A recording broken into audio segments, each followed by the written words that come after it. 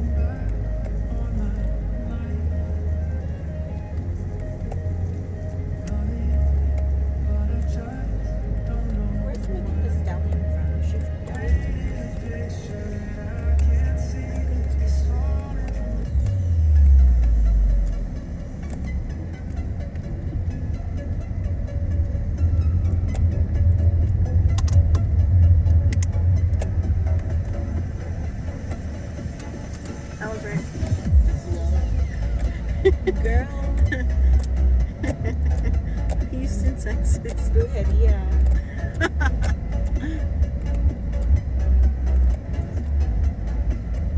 What do you want to listen to? I want to listen to like real scary stories, or like people are talking about like scary stuff like that.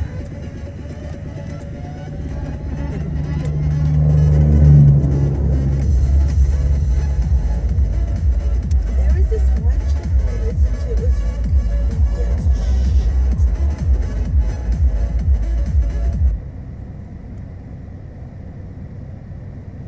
This might work. This episode is brought to you by Twizzlers. Long day, late night, feeling a little bored? Twizzlers is the ultimate sidekick for any moment of the day, no matter what kind of day you're having. The perfect level of sweet and a fun excuse to sit back and relax. Unwind with Twizzlers. To buy now, visit guess we're listening to- Hersheyland.com/Twizzlers. Well, we're starting This from the episode is brought to you by Progressive. Most of you aren't just listening right now, you're driving, cleaning, and even exercising. But what if you could be saving money by switching to No. Progressive? Drivers who save by switching save nearly is scary, but no. $750 on average, and auto customers qualify for an average of 7 discounts. Multitask right now. Quote today at Progressive.com. Progressive Casualty Insurance Company and Affiliates. National average 12-month savings of $744 by new customers surveyed who saved with Progressive between June 2022 and May 2023. Potential savings will vary. Discounts not available in all states and situations. This content may not be suitable for all audiences. Listener discretion advised. Our only thoughts were, was this something paranormal, or did they drug us? I started to get flashbacks of memory, and all I remember was John's face on the beach, then blackness. Whatever was with me in the woods that night has scarred me and forever changed how I think about the paranormal or supernatural. People may try to explain it all away, but I know what I saw, and I know what I felt. Real terror. From Killer Podcasts, true tales of horror, bizarre happenings, unexplainable events. This is Disturbed.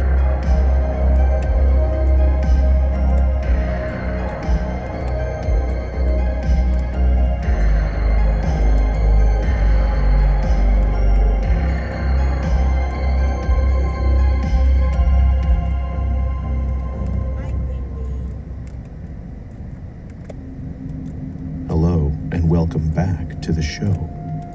This week, we're bringing you 3 stories that will make your blood run cold. So sit back, listen closely, and dive into the horror. First, a story narrated by the talented Gregory James. From an anonymous source, there's nobody else for miles, so your ears must be deceiving you. Right.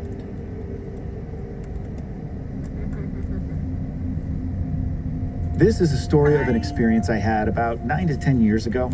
I think it's taken me this long to be really ready to share it, so here goes. I've never heard or seen any stories like this one, and I think that's part of the reason I was so freaked out.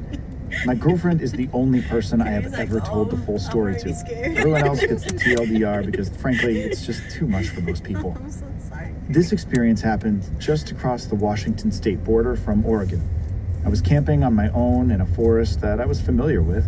I had camped there a dozen times before this and have continued to do so since. It was around May 2014, and the weather was unseasonably warm and sunny for that time of year.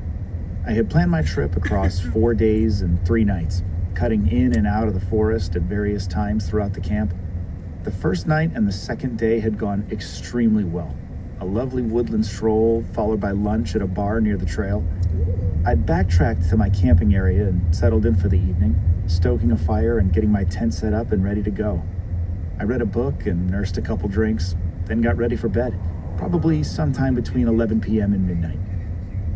I was just beginning to fall asleep, caught in that state of semi-consciousness. I was about to drift off, but hadn't just yet. Suddenly, I snapped awake to the sound of some melodic noise coming from somewhere outside my tent. It didn't sound close to me or anything, but from the pitch black of the forest, all I could determine was that it sounded like someone humming a tune to themselves as they walked. After a couple of minutes, I determined that it had to be someone because their humming was impeccable. It sounded like a professional singer or something. Their voice never faltered or broke, even for a moment. They were exactly on pitch the entire time I sat there, trying to gather my senses from this strange hum that had woken me up.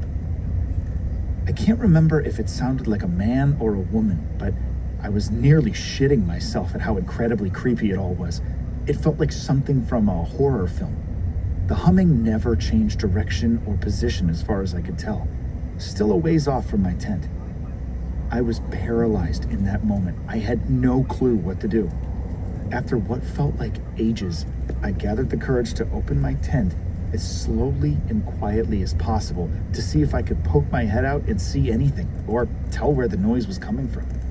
Within 5 seconds of me peeling back the tent door to take a look, the humming stopped. It didn't fade away or moved. It paused immediately, like someone had pressed pause on a recording. I was still thoroughly spooked and on edge, but I decided that it must have been someone playing a prank on solo campers or something. I literally couldn't think of any other explanation. Based on that assumption, I shouted, "You're not funny, fuck off," into the darkness. It made me feel a little better to stick up for myself, I thought, and after a few moments of silence following my reprimand, I began to re-enter the tent and zip it shut. All at once, as soon as I reached for the zipper, the humming started up again. The same tune, but much louder, much closer, and from the completely opposite direction. My heart sank. There was no way someone could have repositioned from the original source of the noise in that time, certainly not without causing a huge racket in the dark forest. The air was still and the forest was dark, save for the slivers of moonlight poking through the branches. My brain was racing with a rationalization. Were there multiple pranksters? After some continued internal struggle, my body finally took over and chose fight rather than flight. I stormed out of the tent, ready to confront the source of this quite loud sound. It now seemed to be only 10 feet or so from me. I was preparing myself to scream at this perpetrator, imagining them to be some punk kid. I balled up my fists in anticipation, hoping I wouldn't need to fight off some would-be assailant.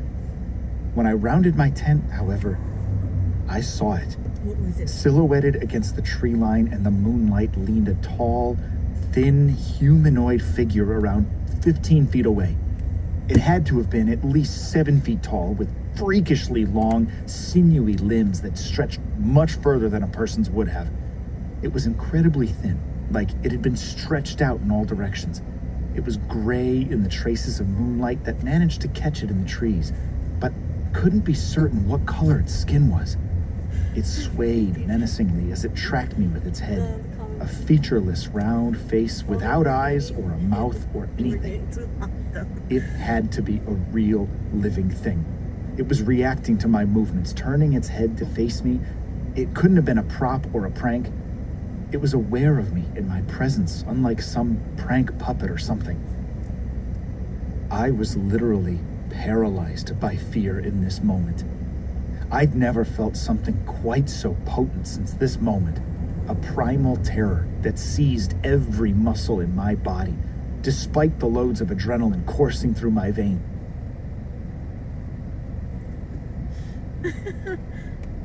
Why do you just come in the perfect moment too?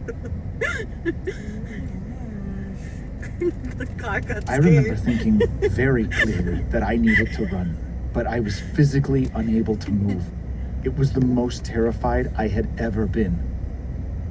The moment I laid eyes on the creature, its humming stopped.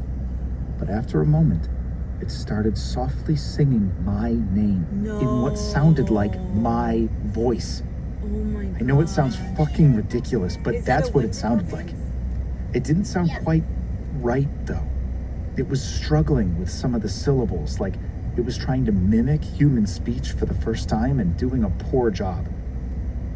This moment, the creature looming in the trees in front of me, saying my name to me in a mangled version of my own voice, and me shaking with the impulse to run, but being frozen in my tracks, must have persisted for all of 10 seconds. But I can assure you, it felt like an eternity. At some point, my ability to move my legs returned to me, and I bolted.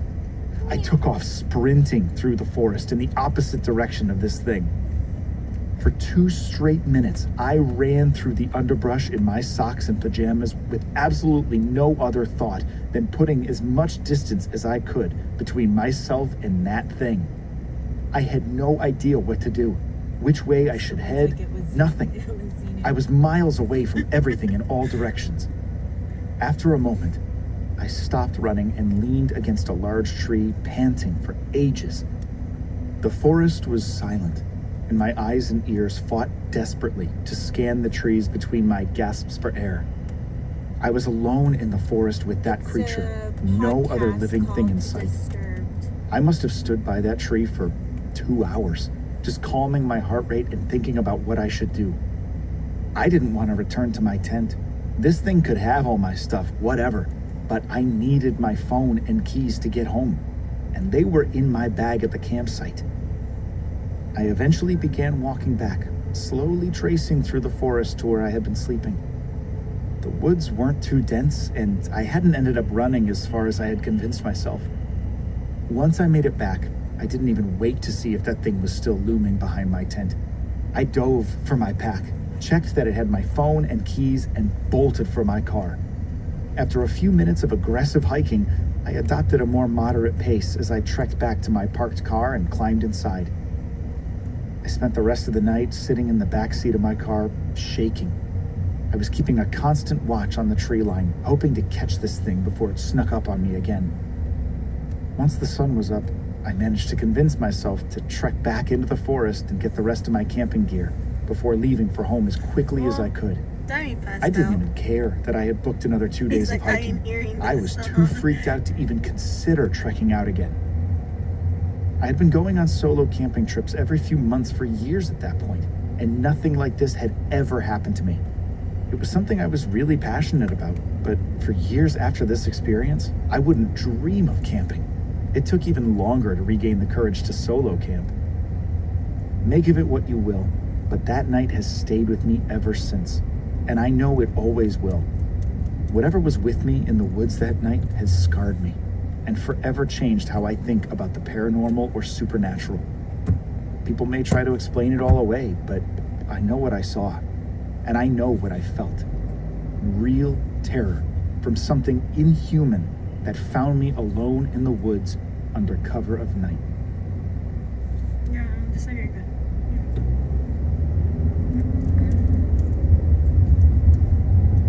Our next story is told by Casey McMahon about the folly of It's a memory podcast. and the horrors of reality. Disturbed. Recently, I was having some trouble with kids knocking at my door and running away.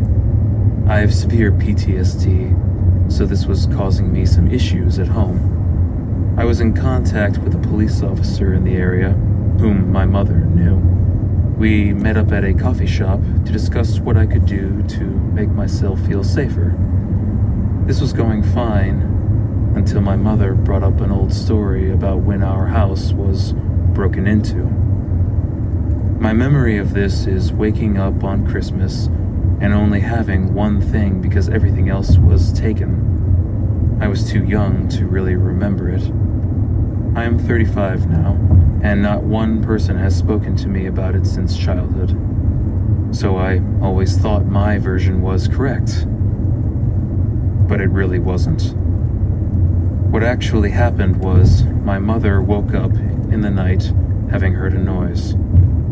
She knew there were burglaries in the area because my uncle next door had had his Christmas presents stolen.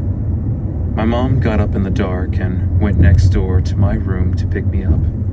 I was around 2 years old and was wide awake, just standing up in my cot, wide-eyed. My mother flicked on the lights, and I said something about a man. She started freaking out because we were alone in the house. When she looked down, she saw little patches of burned carpet and spent matches. The intruder had come into the house, lit matches, and just dropped them, still lit, while they were walking around. She could follow the entire trail from the back of the house to my room. Back to the present day. Thank you, Donna. I was staring at my mother in the coffee shop, coffee halfway to my face, and she was like, "What?" I said, "I do not recall this. I recall something else." I quickly told her my memory of the story, and she said, "Oh, no, that was your uncle. We nearly died in a house fire." And I had a fucking existential crisis right there, because I have been deathly afraid of fires all my life, to the point of having night terrors as a little kid. Back then, I had no explanation. Now, I get it. Fuck's sake. Yeah, retard. You're still in Texas.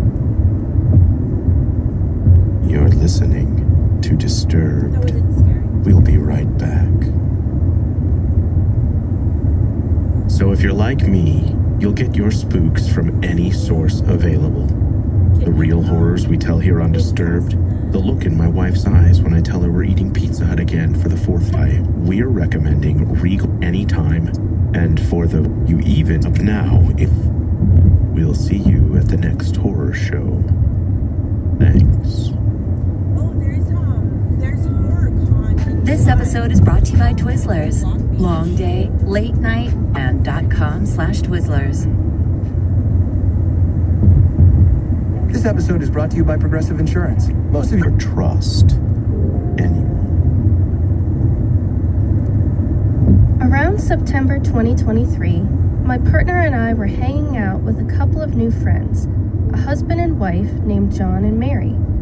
They made a plan to go camping at the Todd Lake Recreation Center in George Washington National Forest, and they invited us to spend time at their campsite, have a few beers, relax by the campfire, etc. My partner and I decided we weren't up for overnight camping, but we were down to hang out for a bit. The recreation center was only 45 minutes from home, so we thought we could drive if we only had a few drinks and didn't stay for more than a couple of hours. We got there around 4:30 p.m. and started on camp snacks and some alcoholic seltzers. We wandered down to the lake and let their dog swim, and then we decided to head back to the campsite and start a fire. I knew we weren't staying the night, so I kept track of how many drinks I had and that I was eating enough to ensure I was suitable for the drive later. In total, I had 5 seltzers across 4 or so hours of hanging out. Not to sound like an alcoholic or anything, but 5 seltzers does not explain what happened to us next. I can handle my alcohol, and am responsible while drinking by pacing myself, eating food, and drinking water in between each beverage. We were hanging by the fire with John and Mary, and next thing you know, John said, "Hey, do you guys want to walk down to the lake?" We responded, "Yeah, sure, let's do it." The campsite has a short walking path to the lake, probably half a mile away. It should only take minutes to get there. This is when it gets weird. I looked at my cell phone and saw it was 8:30 p.m. And I decided to put my phone in the car before we walked down to the lake because I didn't want to lose it. The next thing I knew, I woke up on the ground on a trail with my partner in the middle of George Washington National Forest, an hour away from the campsite. John and Mary were nowhere to be found. My partner was on his back with his head turned to the side, and I was lying halfway on the moss and the other half on him with my head turned to the side. It almost seemed as if we were placed there perfectly. We were lost and both felt extremely confused and sick. We both started throwing up and had to take breaks as we walked out, trying to find John and Mary's campsite. We had zero recollection of how we got there, why we were both passed out in the middle of the woods at night, and why the hell 5 seltzers with food over a multiple-hour span made both of us so sick and lose memory at the same time. My partner was completely disoriented and he started screaming for help. I was begging him to be quiet because I felt so sick and had no idea where we were. I needed a moment to collect myself and get my bearings to try and hike out of our current situation. We are both avid hikers and backpackers and are very comfortable outdoors in nature, even alone. I was so thankful he was with me in that moment. It would have been even scarier to wake up in the woods at night on a trail alone. The entire time, we both felt like we were being watched as we tried to find our way back. It was unsettling. I told my partner that something felt very wrong, and when we found our way back, we needed to get in the car and leave. I felt it in my bones, but I couldn't pinpoint exactly what happened. We were both utterly shocked that we somehow both conveniently blacked out simultaneously. We started to think, were we drugged? But why would John and Mary, our supposed friends, drug us? And why would they carry us deep into the forest?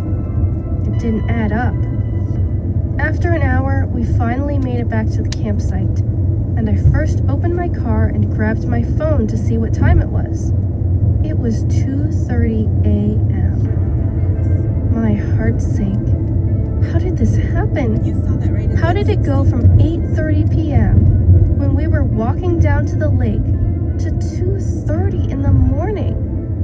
Neither of us liked not knowing what happened to us in that lost time.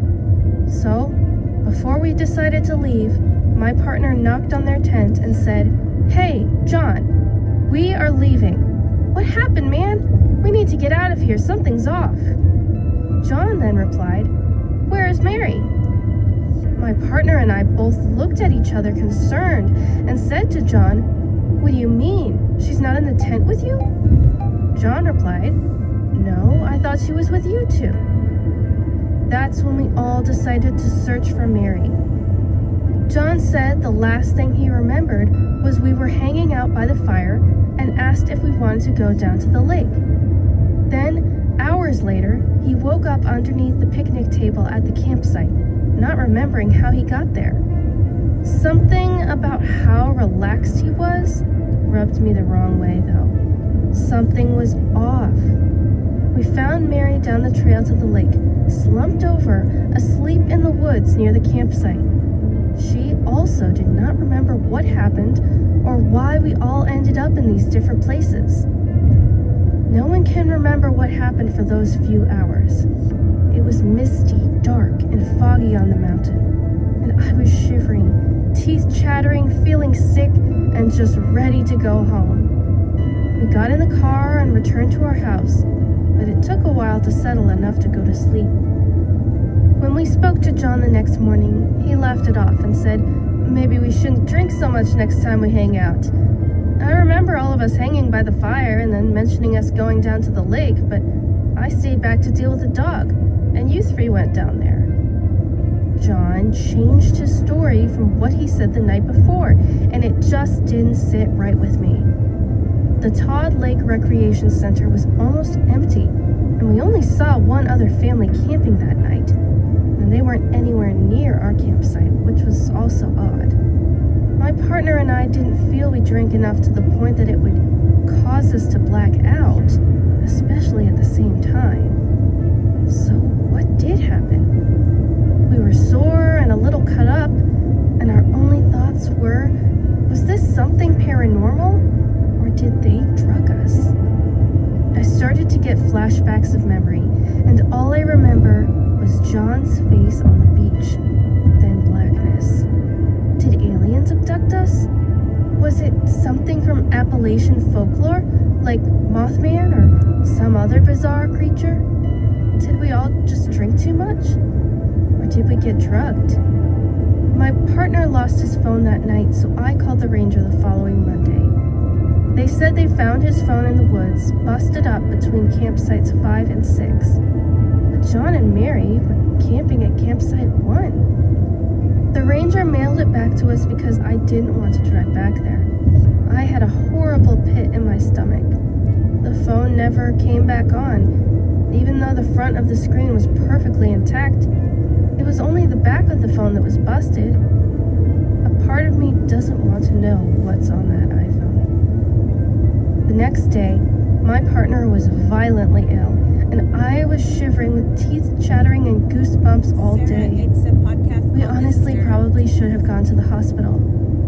In my 30 years, I've never experienced anything like this. And to this day, we are skeptical about meeting new friends or having new people enter our lives. We are both so grateful we made it home safely that night and that we have each other.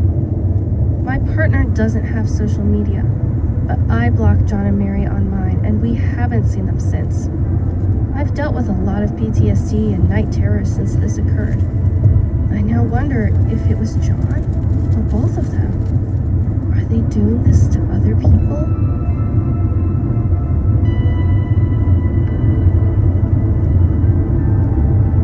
Want more Disturbed? Yeah, that'd probably be my best one of all time. Like, What was CJ Toledano?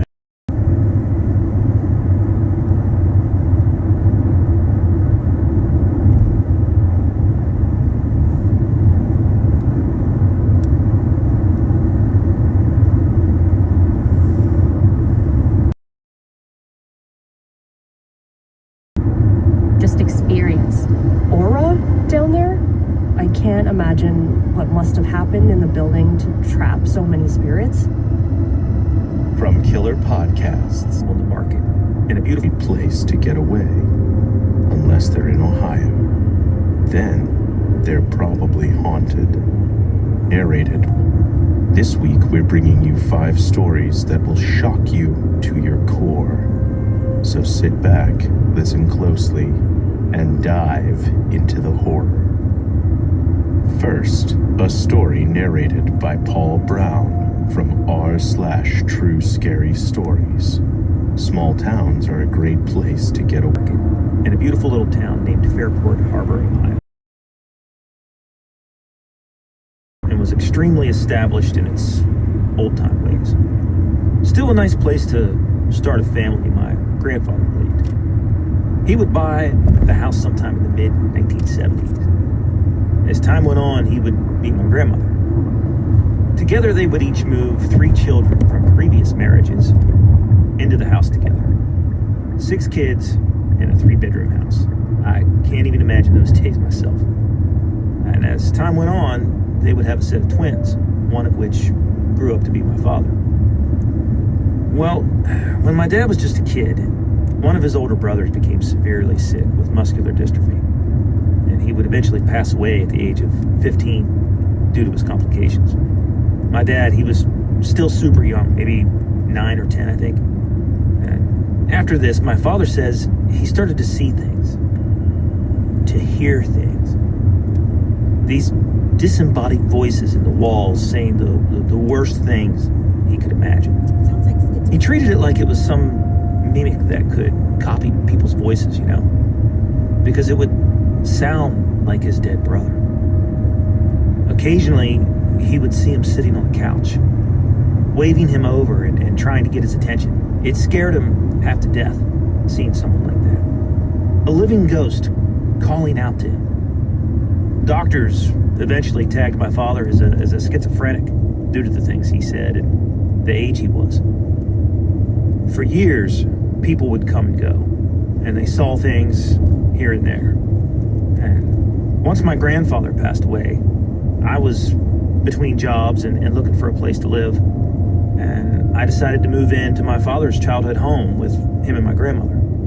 And this is where shit gets personal for me.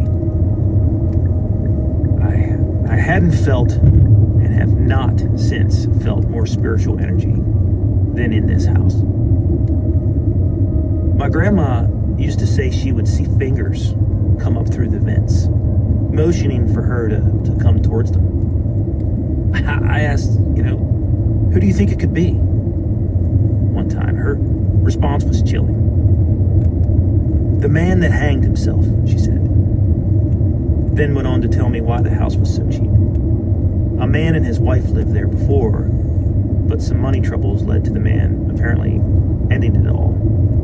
And 3 days later, his wife died of heartbreak.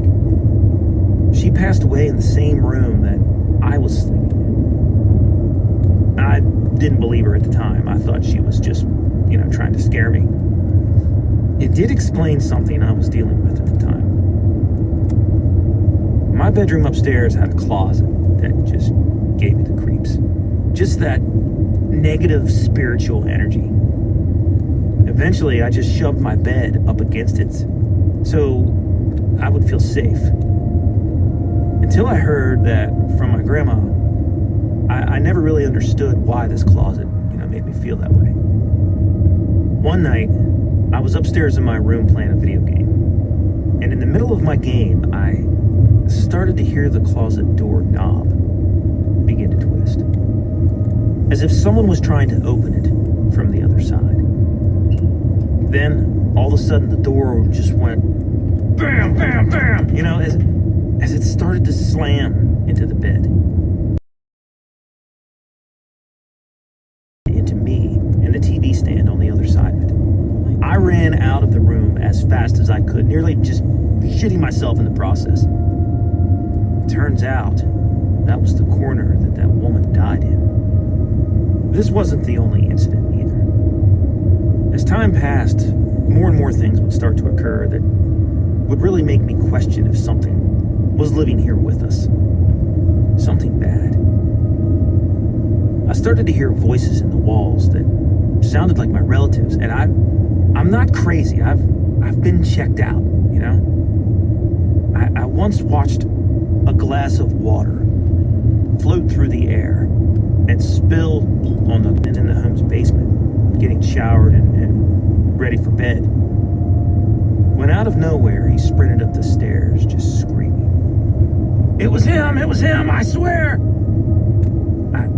I ran over to him, telling him to calm down and, tell me what happened. He told me that he was getting dressed in the bathroom when he looked in the mirror and saw through the shower curtain his father, white as a sheet, standing still beside him. And after everything I had seen in this house, I was inclined to believe him. After my grandmother passed away, it only got worse.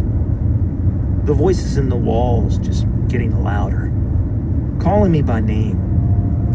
I didn't know why they wanted me to go downstairs, but I was always just too afraid to do what they asked, so I'll never know. It got so bad that I was terrified to be in the house by myself. I would run through the halls just scared to death. The house was demolished some years ago, and I thank God the spirits that haunted that home stayed with it to the end. The parking lot that is paved over it reveals nothing of the hauntings we all experienced when we lived in that cursed place. I'm just glad I got out in one piece.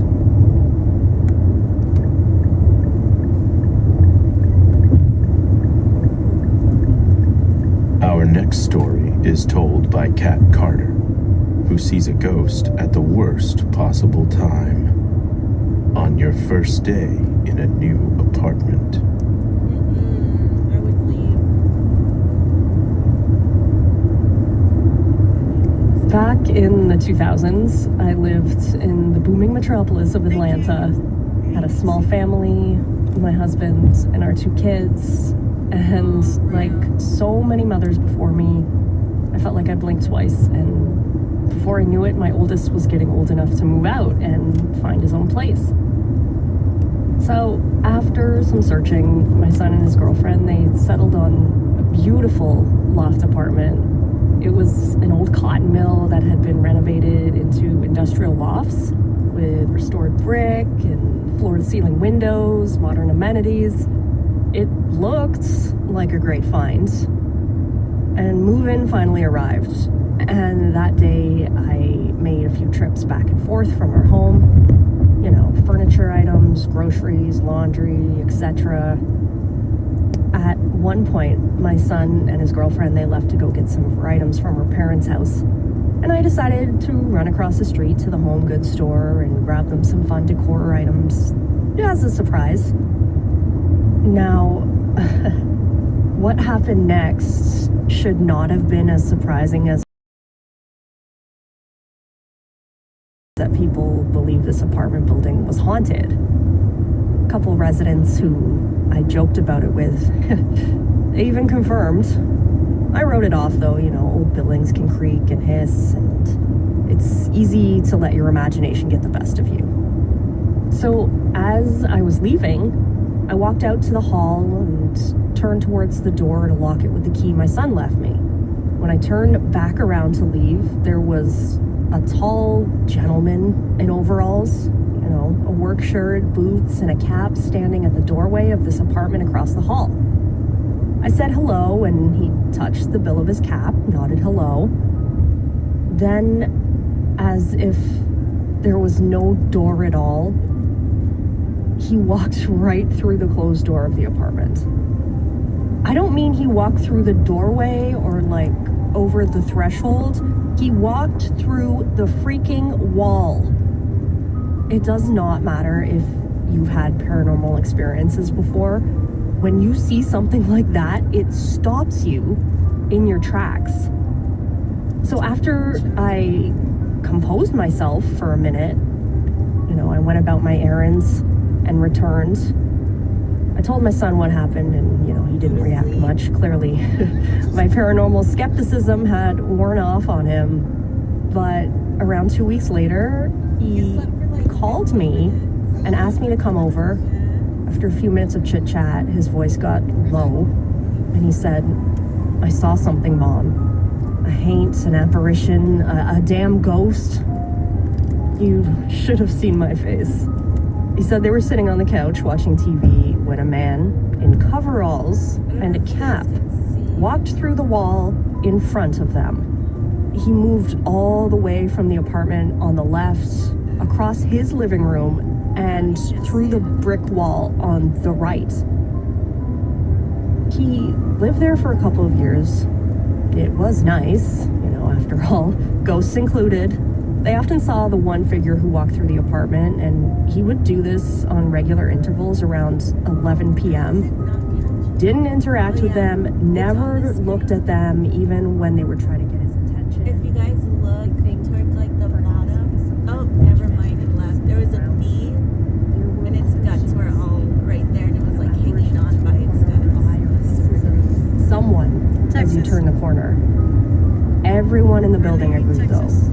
You did not go into the basement after dark.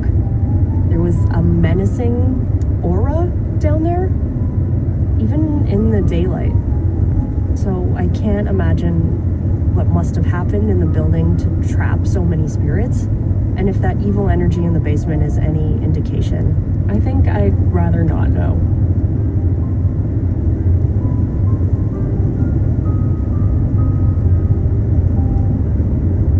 This next story comes from Reddit user, you guessed it, Unstoppably Stupid, and is narrated by Brian Jeffords. When you feel something is off, it can set off your senses like an alarm. This is a bit of a long story, but this happened about 20 years ago. After my divorce, I kept possession of our house until it sold. In order to afford the mortgage, I took on a roommate. He and I became good friends, and when the house sold, we moved into an apartment together. The place we got was one of 3 apartments in a house that had long ago been converted. The owner was renovating the inside, and ours was the only apartment that was ready to move into. We had the entire second floor. It was a 3-bedroom with a kitchen, bathroom, dining room, and living room. All the rooms except the bathroom had doors that led to the hallway and to the room next to it. In theory, one could run a circle through the entire place. I did some research, and way back in the day, the house was a brothel. I'm not really sure this has anything to do with each of the rooms being connected or not. Anyway, we were the only tenants for almost a year, and during that time, a lot of odd things happened. I took the bedroom on the rear side of the apartment, while my roommate, I'll call him Tim, took the front bedroom. I had a day job, and then at night I worked at a local bar or club. Tim only had a day job, and most nights he would come hang out at the club with me. Things started off slowly.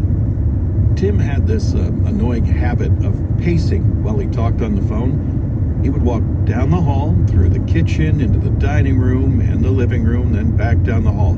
Every damn time. One night, maybe a month after we moved in, I was awoken by the sound of his voice and footsteps. I looked at the clock and it was well after 1. The next day, when I saw Tim, I asked him who the hell he was talking to so late. He looked me in the eye and told me to stop messing with him because he had heard me talking and walking. A little more info on the house. It was a 2-story with a basement. The main door, which was a security door, entered into a short hall that ran next to the staircase leading to our apartment. Immediately to either side of the security door were the doors that opened to the other apartments. For most of the first year, getting to the basement was a challenge at best. The landlord had pulled the appliances from the 2-bedroom apartment and put them in a short hallway. No one really needed to go to the basement anyway, and if it was absolutely needed, we had to climb over the appliances. The entire house had these interconnected fire alarms too, so if the smoke alarm went off in apartment 1, all of them went off in every apartment. One Saturday, we were getting home from the club, and as we pulled into the driveway, we could hear the sound of the smoke alarms going off. We immediately ran up the stairs to our place to make sure there was no fire. An important side note is that except for the smoke alarms, neither of the 2 first-floor apartments had power. We did the whole waving at the alarms in every room to silence them to no avail. This clearly meant that one of the alarms in one of the other apartments had been triggered. We scrambled over the mess on the lower hall and went down into the basement to find the breaker that controlled the alarms.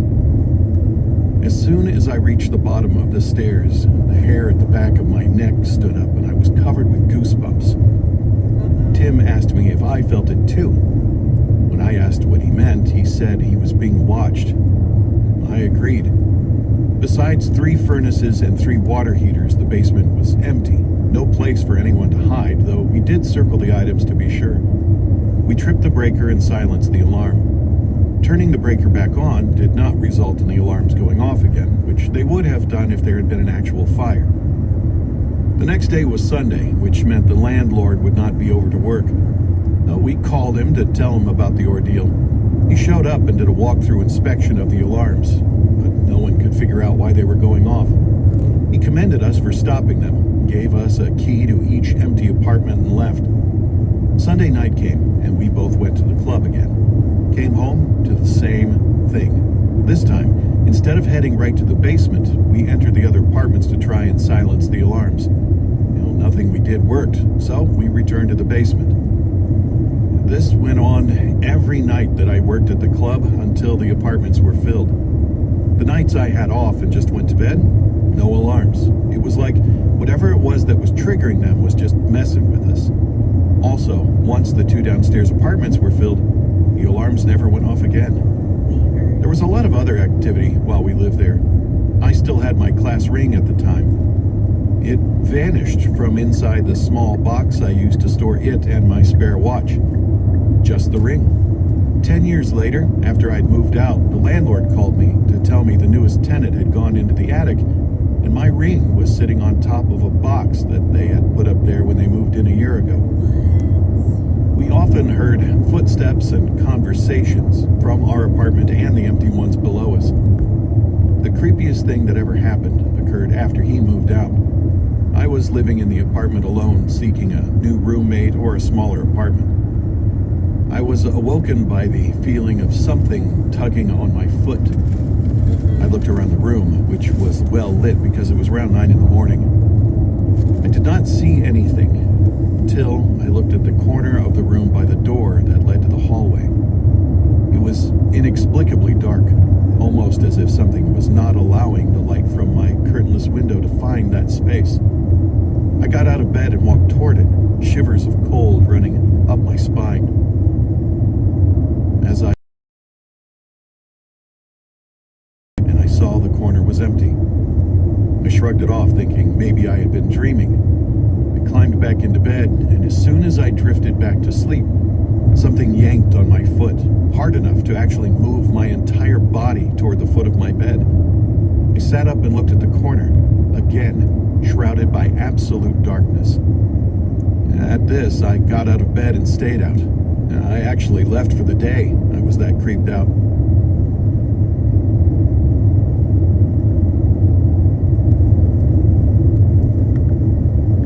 You're listening to Disturbed. We'll be right back.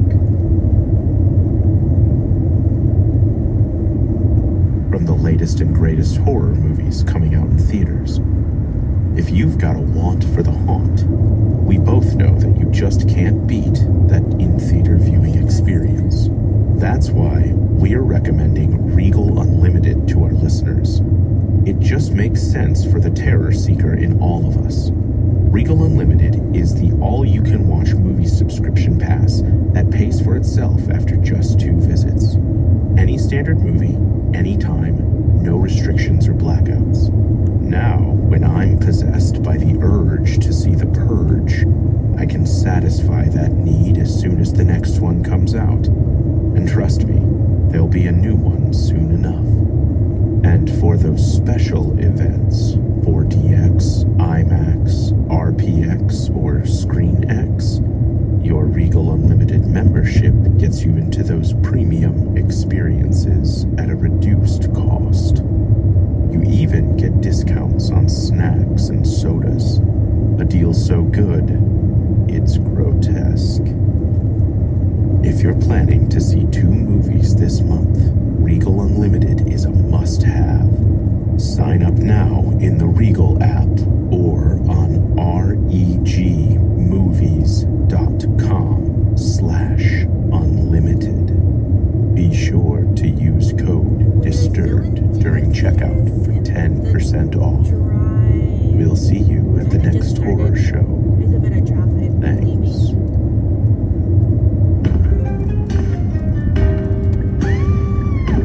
Hi, I'm Sean McCabe. And I'm Carrie McCabe. We are, well, married, obviously, but we're also obsessed with the darker side of things. True crime stories, alien abductions, poltergeists. If it leaves you scratching your head and keeping those lights on at night, we want to hear it. Lots of these stories. And on social American podcasts or on Evergreen Podcast.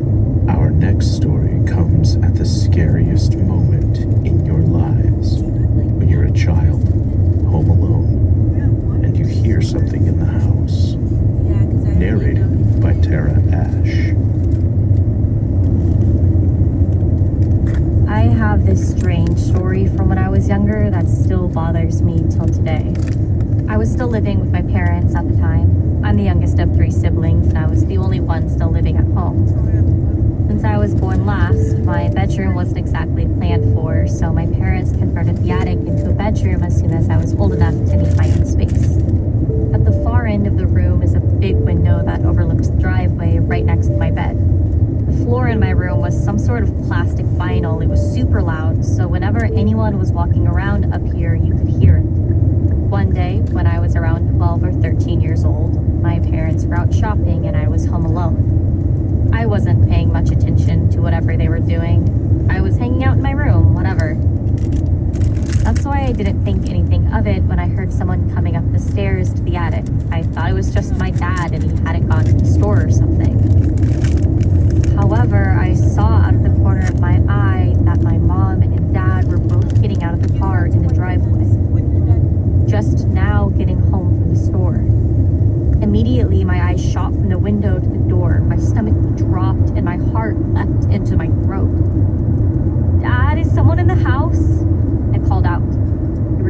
decided that no, there was nobody else in the house. Right at that moment, the footsteps stopped and I watched as the shadow crept under the door as if someone was standing just on the other side. My door sat very high in the door frame. My parents' handiwork when they made the bedroom, I suppose, so I'm sure I wasn't imagining things. There had to be something or someone on the other side. I could have sworn I heard heavy breathing coming from that direction. My dad must have seen my expression through the window when I looked back down to them because his tone immediately shifted. "Don't move, I'm coming right up to check," he called up to me. He disappeared into the garage as he entered the house below me. I sat there on my bed, petrified for what felt like days. My eyes were locked on the door, begging the handle to stay still and the feet casting the shadow on the other side to do the same. I could hear my dad moving through the house as he closed the distance between the first floor and the attic. After a few seconds, the shadow vanished from behind the door and I heard footsteps moving away from me. Only a couple moments later, my dad was banging on the door and asking me if I was all right. I called out to him, "Yeah, what was that?" Crazy thing is, he swears he didn't see anyone when he was coming up the stairs to my room. There are no windows, no other doors, only a narrow hallway and staircase to my room. He would have had to see who or whatever was at my door just a moment ago. We both searched the whole attic together, including the storage room off to the side of my bedroom, and we never found anything at all. My mom joined us as we scoped out the whole house, searching for any clue to what I had just experienced. If this person I had so clearly sensed in front of my door didn't dissolve into thin air, there's just no way they could have gotten away without being seen. My parents sat me down and asked if I had really seen that or if I was just imagining things and freaked myself out. I swore up and down that I wasn't lying, because I know what I saw and heard. There was something in front of my door. To this day, I have no idea what that was. I slept downstairs for a couple nights after that until I could calm down enough to be alone up there again. I'm just glad my parents got home when they did that day. Who knows who or what was coming up to me and what they would have done to me if they had gotten through my door.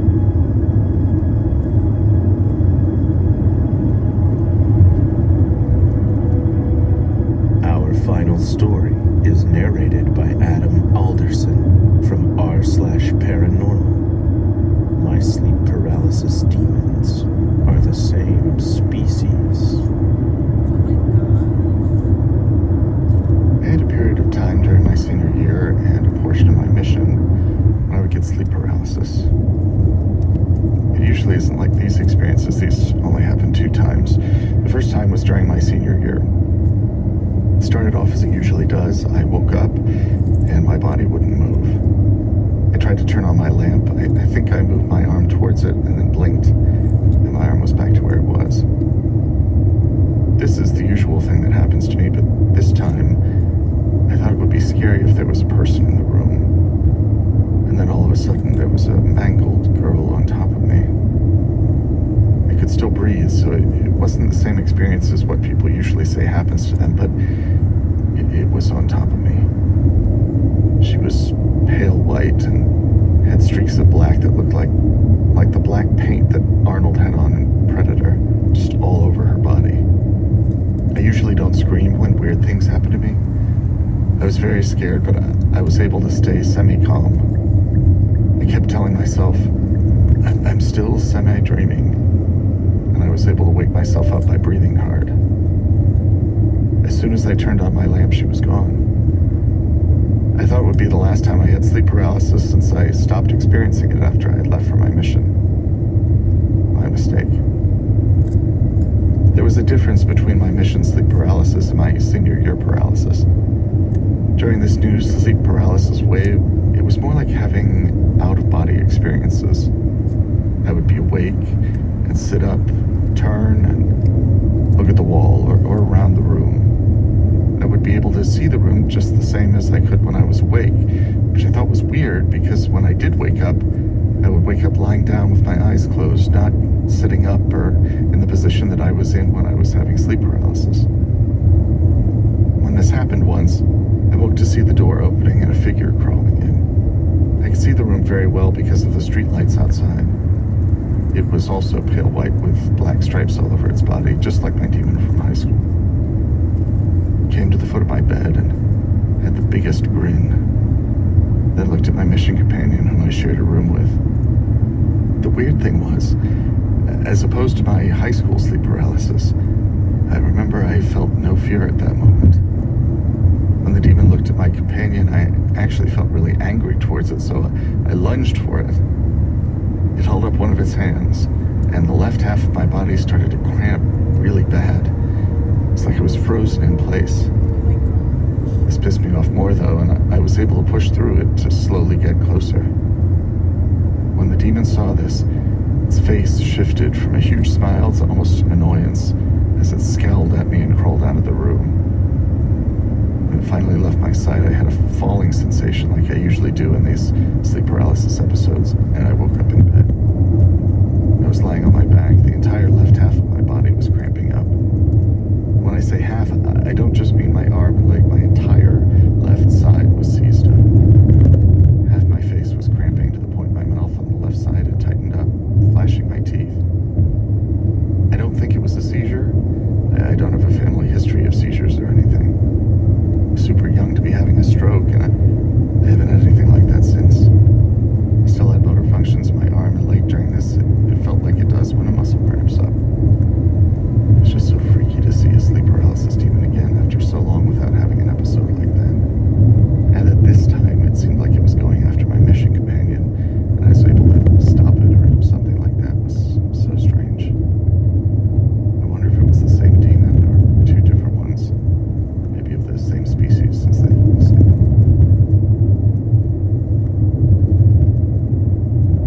Want more Disturb? Check out our Patreon for member-exclusive content, early merch access, and other cool perks. For the next 2 weeks, patrons will be voting to decide the new podcast art. For an average of 7 discounts. Multitask right now.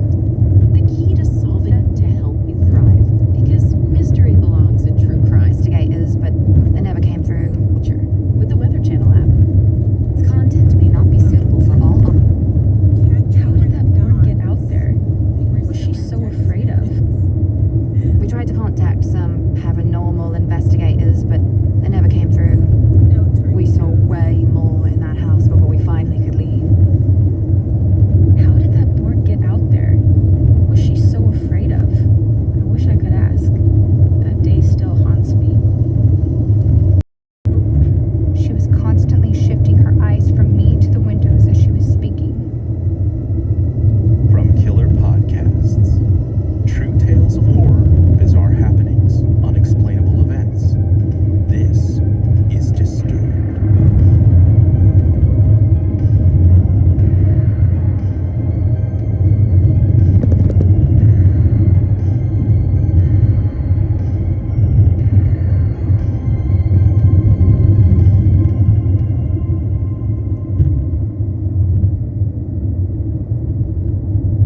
Hello, and welcome back to the show.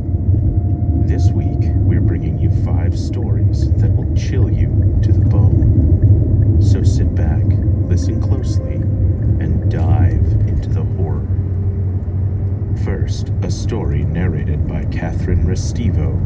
Sometimes the weird kid next door plays by themselves for a reason. This happened to me when I was 6 or 7 and living in Massachusetts. Back then, my family and I lived in a basement apartment under this other family and their 2 kids who lived on the first floor of this house. This family had a daughter that was probably 4 or 5 and another that was maybe 10. I was right between them in age. Now, the 5-year-old was a strange little girl from the very moment you first met her. Let's call her Amy. Amy was quiet and wide-eyed. She would just kind of stare through you every time you talked to her, and she would always rather have been alone.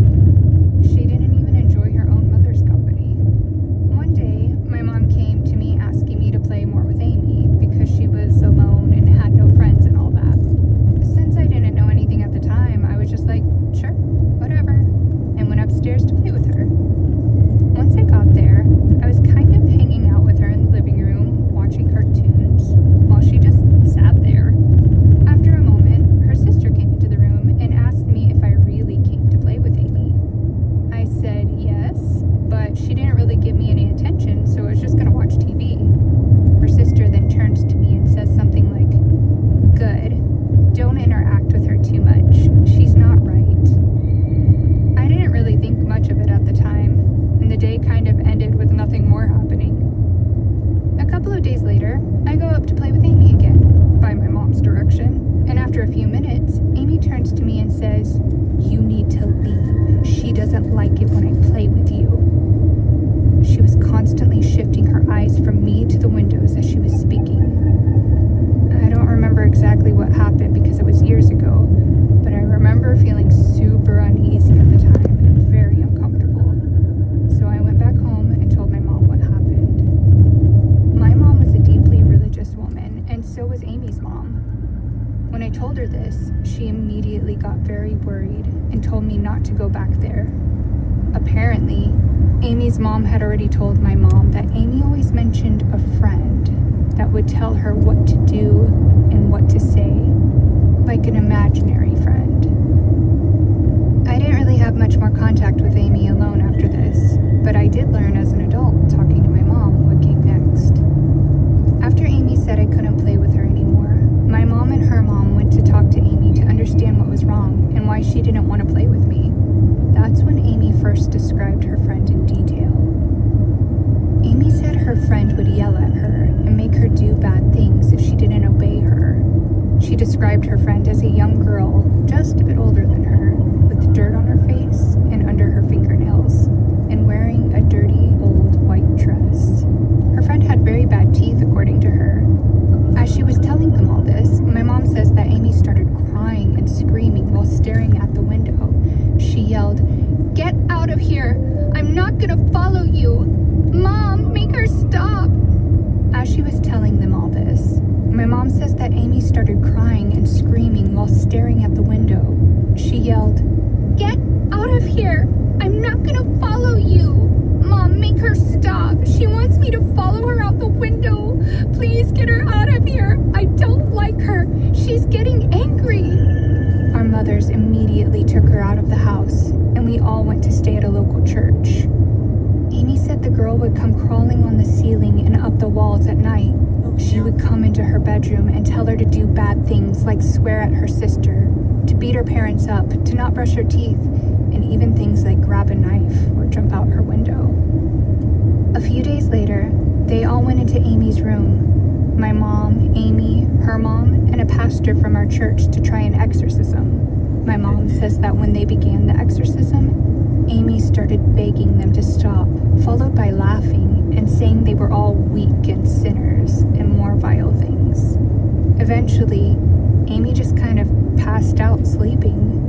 I'm not sure what happened after that. We moved out of the house. I never saw Amy again. I was kept totally separate from all of this as a child. Story is told by Daniel DeGrow about the worst feeling in the world. Walking down a dark hallway with a pit in your stomach and your head on a swivel. I used to be a janitor for a small cleaning company. One of the buildings I worked in had some really creepy vibes to it. I had to use this old freight elevator where you actually control the lift with a lever. It wasn't difficult to operate, but very unusual, for me at least. On this one night, I was on the 6th floor of the building and said goodnight to the last person leaving for the day. I put my headphones in and started vacuuming, getting the job done as the hours rolled on. Out of the corner of my eye, I saw a grown man standing at the office door. I said, "Hey sir, sorry, but the building's..." And all at once, this thing was rushing towards me. I let go of the vacuum to put my hands up, and the fucking thing just got right up to me and disappeared. No cold wind chill, no sound, no nothing. It just vanished. It scared the living shit out of me. The whole incident lasted maybe 10 seconds. And I know this is cowardly, but I just took off running. Full sprint. I made my 60-year-old coworker come back up with me to grab the elevator. She said she doesn't clean the 6th floor because she saw something one time. She won't elaborate, and she never spoke to me about it again. The 4th floor of the building houses a courthouse. It's the least creepy place in the entire building, if you can believe it. I was training a new girl, and we had gotten halfway down a hallway one night when the lights went out. She grabbed my hand. She said she was scared of the dark. We used our phones as flashlights and found the light switch. When I switched it on, they started flickering and humming really loudly. The girl started freaking out. She damn near had a panic attack right then and there. I was scared too, but only because I thought I broke something. That same 60-year-old coworker turned the corner, and the lights stopped flickering. She said, "What on earth are you two doing?" She didn't see the flicker on the car ride home, and I had to show the manager the weird shit that was happening. They never believed me anyways.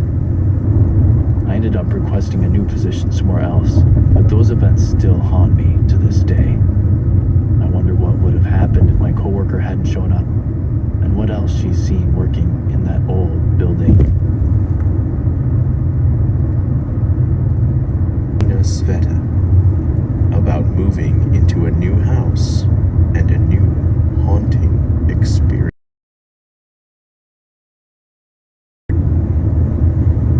While I was a teenager, my mom and I moved into this house at the end of a long street. The house was rain and bad. I heard footsteps going from outside my bedroom door across from each other.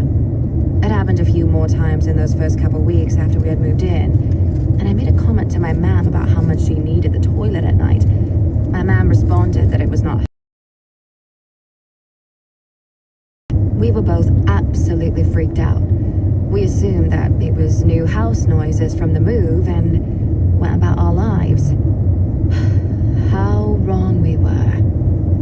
Over the next 3 years, I came to find that the house was filled with ghosts. This place was haunted.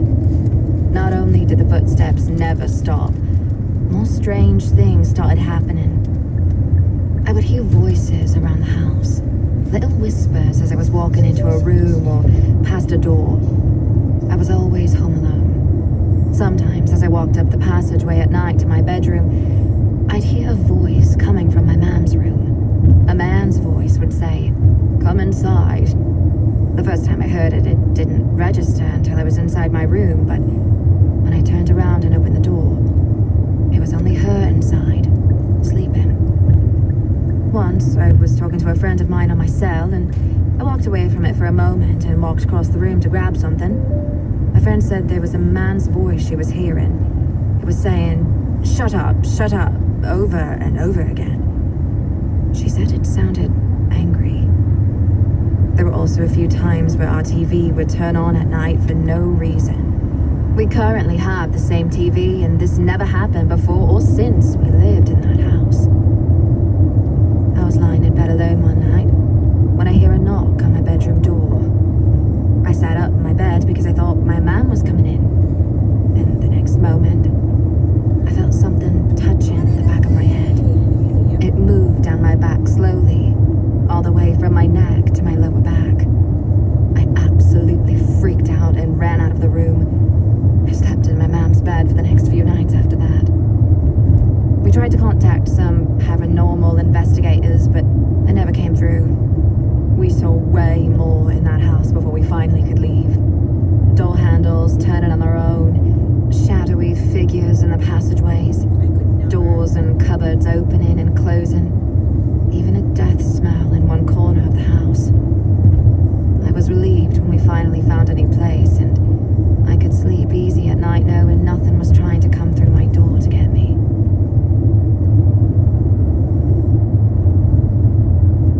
You're listening to Disturbed. We'll be right back. Okay, guys, I have to pee, so I'm gonna get off right now.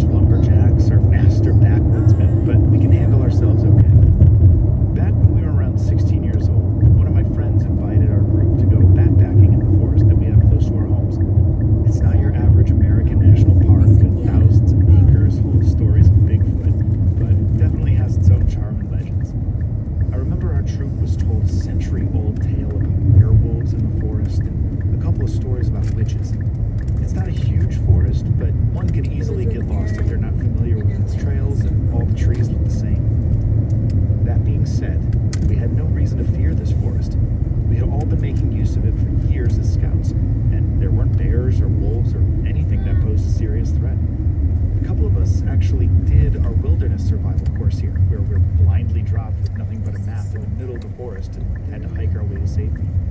So we started out our camping journey by biking in from a nearby village to the entrance of the forest.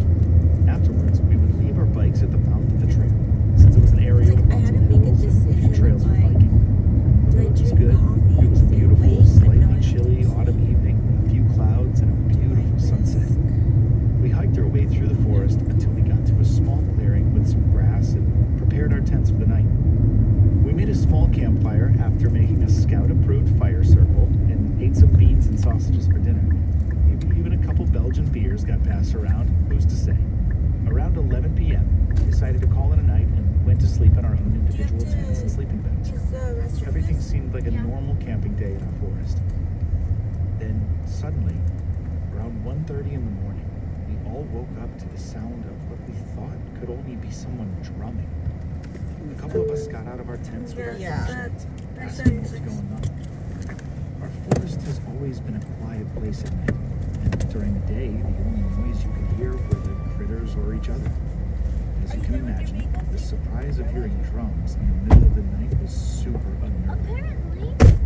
We were located on a flat area on the side of a hill, hoping to have a beautiful view in the morning. We could just barely make out, over the top of the other side of the hill, was some light and smoke of what seemed like a bonfire. We figured that this had to be the place where the drum noise was coming from. Us few who had gotten out of our tents decided to just hike over there to see what was going on, and maybe talk with the people who decided that it was a good plan to be making so much noise in a calm forest at 1:30 a.m. We hiked over our hill so that we could have a glance at the people at the other camp to get a sense of who we were dealing with. It took about 15 minutes of walking before we could actually see the bonfire, because it was located in a small circle clearing with lots of trees and bushes around. We crouched towards the bushes and the tree line to get a look at what was going on, finally seeing the people with the drums. I don't recall exactly, but around 5 people sat around the fire playing on drums in perfect unison, while another group of people were dancing around the bonfire. I say dancing, but that's not what it felt like. These people were making weird, unnatural movements, almost as if they were having spasms, their bodies contorting randomly in all directions. The people dancing around in a circle were wearing full-body outfits of dried grasses and straws, so you couldn't make out their faces at all. At first glance, it looked like people dressing to be one with nature, but after a moment, we realized that these matched the pagan Samhain traditional dresses we had studied in our history classes. Either this was some elaborate gag being performed, or these people were performing some kind of ritual. Everyone in that circle was so serious, I thought it had to be the latter, and it would be best for us if we steered clear. We all backed off as slowly and quietly as we could, and we went back to our camping spot in absolute silence. Once there, we decided to wake the rest and tell them what we had seen. After some deliberation, we decided to pack up at that exact moment and leave. We hiked to the entrance of the forest, got on our bikes, and we all went home. Our community still frequents that forest, and we all spent much more time hiking and camping there, both for scouts and in our free time with friends and family. Lucky for us, nobody has ever seen the circle of people again, and nobody we've told the story to has any memory of that happening in our forest. That being said, it's stuck with me ever since, and I will never forget how we felt out of our place in the forest for the first time in our lives. Whatever they were doing, they didn't want anyone to see them. And by now, I can firmly say that they didn't know my friends and I had found them. I hate to think of what might have happened to us if they did.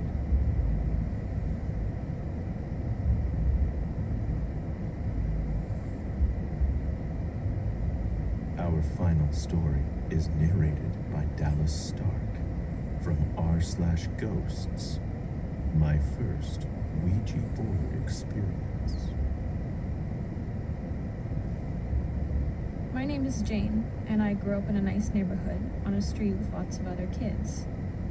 There was this older couple across the street, the Sochas, and they babysat me whenever my mom needed to be out of the house and couldn't bring me with her. It was always really boring over over at their house, but Mrs. Socha would make some lemon bars that were the bomb, so it wasn't all bad. So while I was living on that street, maybe in 6th grade, I was outside riding my bike with all my friends. There was a big group of us, including kids from around the neighborhood and my school friends, and this girl named April. She didn't live in the neighborhood, but I had a huge crush on her. For some reason, Mrs. Socha invited us all into her home that day. All 7 of us left our bikes and helmets scattered around her porch and front walk and went inside. We were all chilling in the living room, and Mrs. Socha brought us out a big stack of board games to pick through while she worked on something in her backyard. We looked through all the different games and found a very beautiful and ornately carved wooden board. We didn't recognize it at all, so we opened its box and found that it was a Ouija board. Included inside was a heavy black stone planchette with an opening carved in it so we could see the letter underneath. Of course, being kids, we started joking around and trying to freak each other out, asking questions and moving the planchette around. At some point, someone threw out the question, "Does Jane have a crush on April?" And the planchette immediately moved over to yes. I, naturally, denied it and quickly rose to my feet, accusing everyone of moving it on purpose. Because I did in fact like April, I was super embarrassed and trying to leave quickly. So fast, in fact, that I forgot my bike helmet in the entryway of Socha's house. I got 10 seconds down the road before noticing and turning around and riding back to go get it. I was standing in the front yard, kickstanding my bike, when out of nowhere, I heard everyone start screaming inside the house. I watched as all of my friends bolted out the front door, throwing shoes on and crawling onto their bikes and speeding away. I stood there, confused, and looked back to the house. The front door opened, but nobody was standing there. All of a sudden, my bike helmet came flying out at me like someone was kicking a soccer goal with all their might.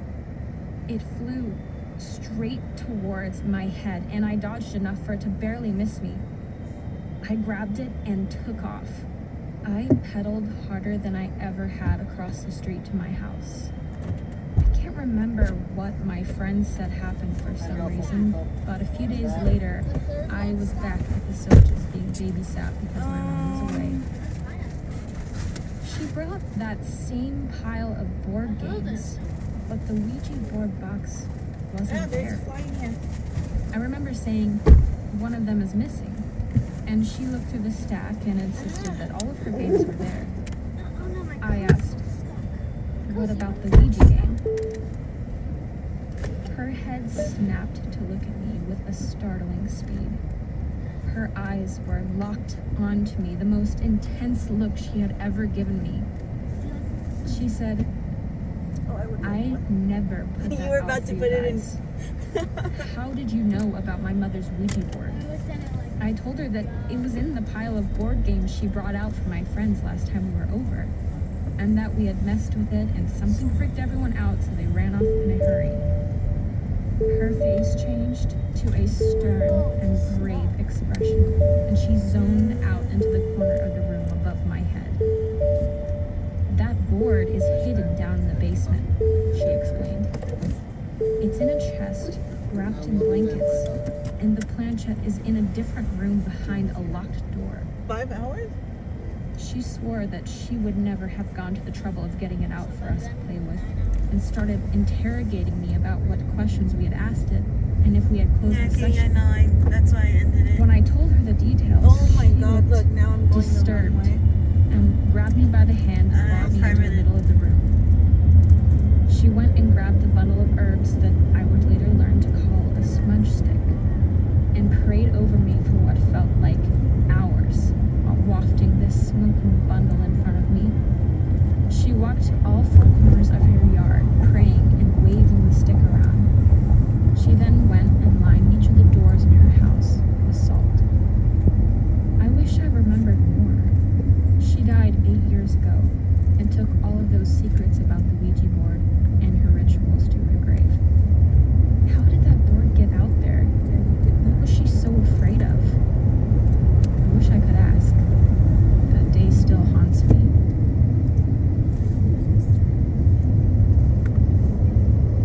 Podcasts.com. Follow our social channels at Disturbed Podcast on Instagram or Disturbed_pod on Twitter. Usually the driver If you enjoyed the show, please consider subscribing and reviewing on your favorite listening platform.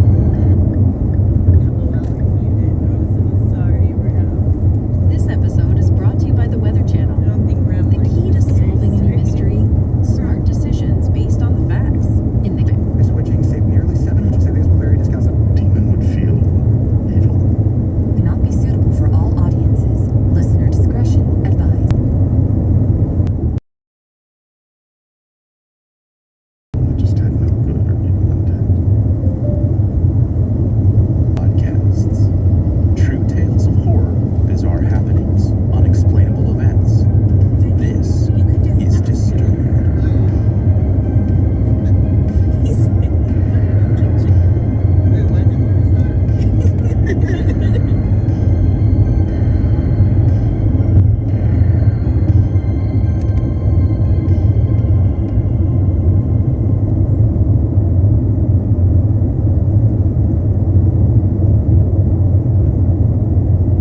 Hello, and welcome back to the show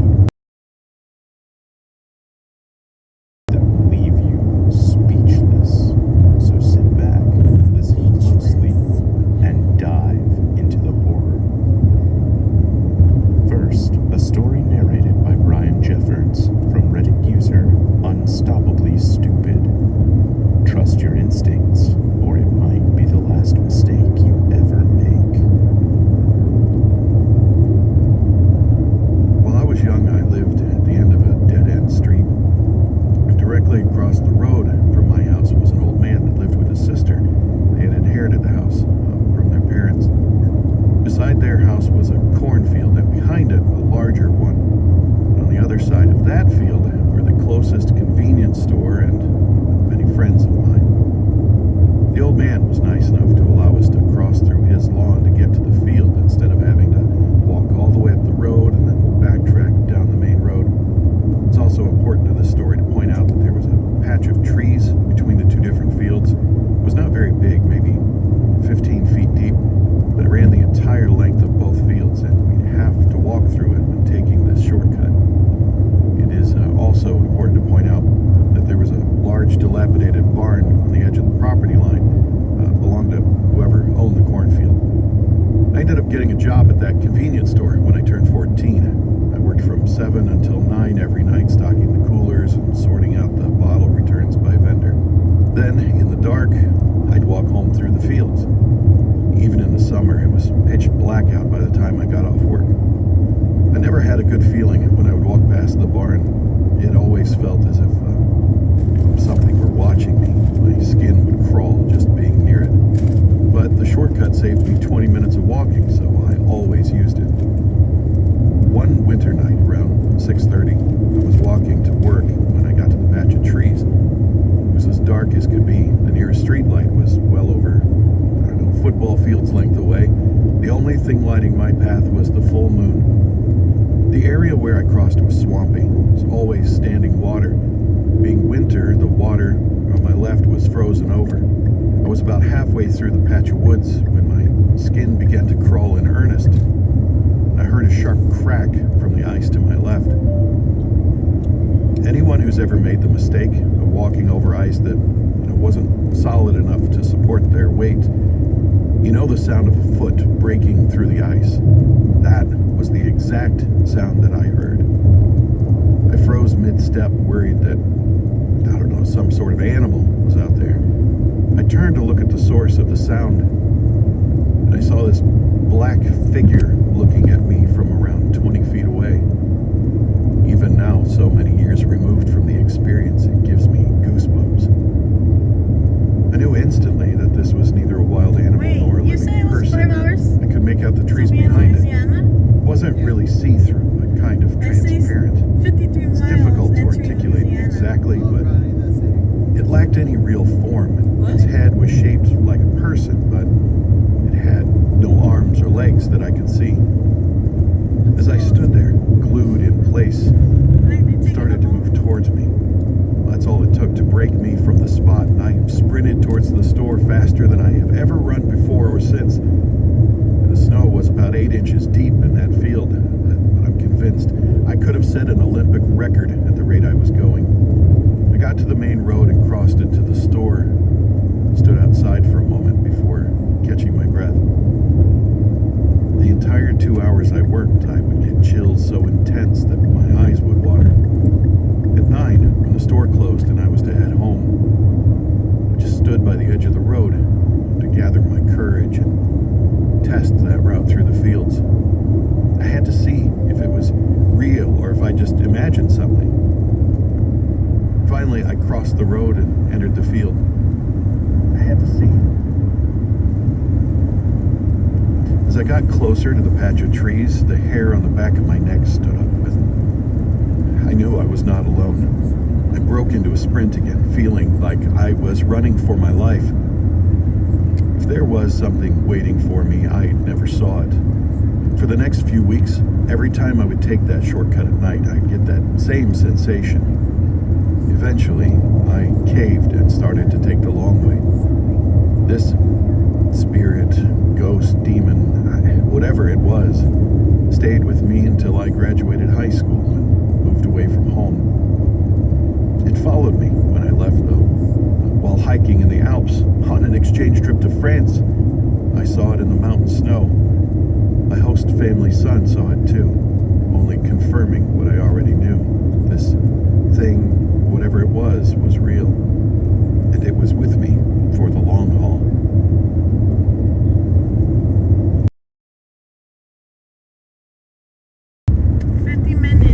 Our next story is told by Paul Brown. In this house, when the spirit is willing, your flesh is weak. So, in 1999, my first wife had taken a job down in Lebanon, New Hampshire, as the DJ for a local country music station. So, we moved down from Maine. We rented an apartment in a house out in the country, a story home that had been converted into a multi-family place. We originally had rented the small one-bedroom on the side of the house, but when the larger apartment opened a couple years later, we went ahead and took it. It was a huge apartment, easily twice the size of the other home in this building. People who had lived there before us had told us the place was haunted. Usually a place being haunted makes it a bad spot to live, but actually I was excited about this. A woman named Helen. Her and her brother had lived there apparently until their death. They were buried just up the road in a small cemetery. I had asked the previous tenants what had happened, and they said the TV and the stereo would just turn on by themselves, followed by the volume on the stereo being turned like all the way up. And it was this time when we found out that my wife had stage 4 breast cancer. Yeah, so we had a lot of doctor's appointments around this time. Early one morning, before a handful of errands and appointments with Helen, my wife, she liked all the doors closed, for her own reasons. So I was going around shutting all the doors while she waited for me, in the truck this one time. And the doors in the apartment had those really old latches, where you had to press down on the handle to unlatch the door and then open it. So as I'm going around the house relatching doors and closing them, I heard the latch to the bedroom, followed by the door opening. Yeah, so, at this point, all the hair on my body stood up.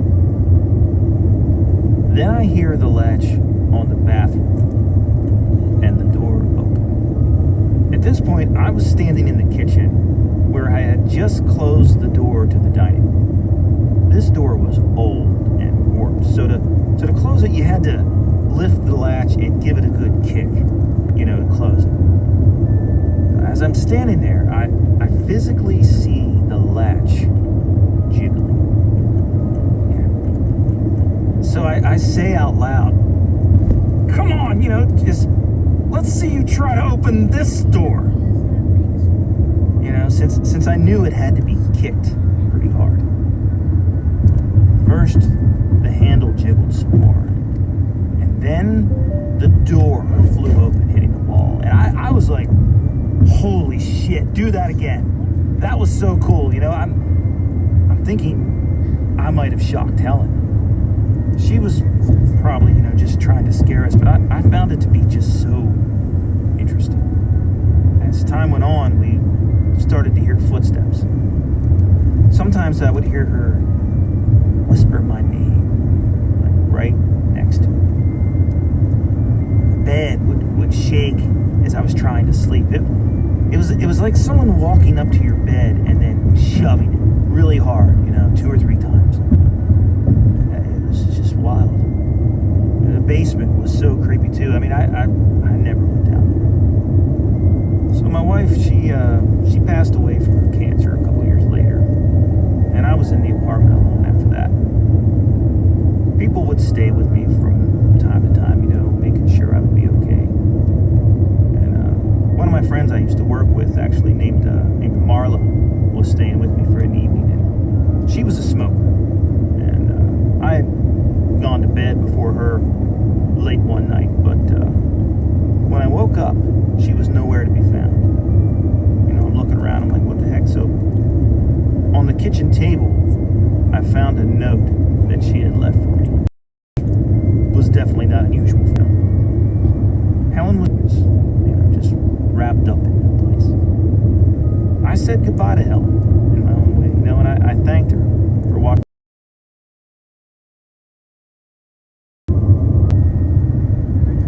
In some commerce right now, states and situations. Schedule coming up in this series. It's with great middle parts. Hi, I'm Matt Harris, Seton Tucker. Alders. So my family used to own a small restaurant/bar in Sims, Montana. It was the main draw of the whole town because it was one of the first things you saw going down the highway. It and a gas station. And obviously seeing a restaurant on a long drive was appealing. Fireside passed through many hands while I lived in that town, so it was exciting at the age of 7 to learn from my grandmother that she had bought it from the previous owner and that the whole family would be moving in. So I need to explain the layout of the place so you can understand where things happen. When you walk through the front door, you have the restaurant to your left and the bar to your right. At the front of the restaurant half was a counter to give your order. Behind that in the bar was the kitchen and freezer, and past that was the house section where my whole family lived. Lastly, to the left of the counter was a more fancy dining room with red carpet and wooden chairs with soft red padding on them. In total, there were 3 ghosts on the fireside. I say 3, but only 2 of them were ghosts, and the last one was something else. I'll speak about each one and the encounters I and my family had separately. First ghost was always at the end of the bar and would randomly show up and disappear. Even some customers saw him. He wasn't creepy or frightening, but was rather very friendly. I remember one time I was walking around and saw him out of the corner of my eye. He looked up at me, smiled, and vanished. He appeared to be a farmhand given his attire with work boots, a denim jacket, pants, and a hat. He was also rather old with a long gray beard. I don't think he died there, but that he resides there because it was a place he enjoyed in life. I don't have many stories about this ghost because really all he did was sit at the end of the bar, but he was a welcome presence. The second ghost was an older woman, always in the kitchen and behind the bar. She was very kindly and sweet, dressed in an outfit that seemed to place her from the 1840s time period. I remember several encounters. Once I was in the kitchen being a dumb kid, running around and nearly tripped, but a hand caught me and placed me back on my feet. Turning around, I saw a glimpse of her smiling at me, and me being a kid, I smiled back at her even though I couldn't see her anymore. I also remember saying thank you. Another encounter was one my grandmother had. She was in the kitchen cooking something and washing the dishes. She had a pot on the stove when suddenly, while looking to her left, she saw the woman looking at the stove and said, "It's going to burn, love." To which my grandmother turned to the stove and saw indeed it was beginning to burn. She quickly removed it from the hot top and turned off the stove. Upon looking back at the woman, she was gone. I enjoyed having her around, and my family definitely agreed she was very sweet. But my father said one time he swore she had put saffron on the counter next to him while he was cooking, and no one tells him how to cook. The last thing was in the fancy dining room in the far left corner. Unlike the other two, it moved wherever it wished, and we all hated that damn thing. My mother would not go into the dining room by herself because it scared the hell out of her. Just sat there sometimes in the perfect spot where no light reached. We would always pray that it just didn't look at us because even that was just too much. One encounter I had was when my little brother and I were in the dining room playing the Pac-Man game that was in there. My brother began pulling on my shirt. I thought he just wanted his turn, but I was so close to winning. When he spoke, I could tell he was scared. I turned around and saw that thing rocking back and forth in the chair it sat in, not looking at us. I quickly grabbed my brother's hand and ran out of the room. Another time I was in my room late at night. I'd woken up in the middle of the night and got the feeling that something was looking at me. I looked up at my door, and standing in the doorway was that thing. It was somehow so dark that the darkness around it seemed so much lighter. And then it looked up at me. Its eyes were pale white, and the feeling I got made me want to puke. I quickly hid under the covers and somehow managed to fall back asleep. My grandmother had an encounter with it once. She didn't see it, but when she was in the area right in front of the bar mopping up, she was pushed to the ground. When she looked up, there was nothing there. The most passive encounter with it was my mom and dad. They were sitting at one of the regular tables in the main restaurant area after my birthday party when my mom saw one of the balloons moving. When she pointed it out to my dad, he saw it too. The balloon soon did a full lap from the counter to the dining room, back to the counter. That was it. Not sure how to describe it because it never really looked the same. Even when you were looking at it, its form changed, but it was always just a black silhouette, constantly changing like a wound in existence. Some may say demon, but my grandmother and I don't buy it. That thing wasn't human, but it didn't seem like a demon either. A demon would feel evil. This thing felt empty. It was hostile towards us, but it wasn't evil. It just had no good or evil intent. We would eventually move out after my sister was born. We just didn't have the money to maintain the fireside. And we would move out as soon as after that. Thanks for stopping by and listening to me.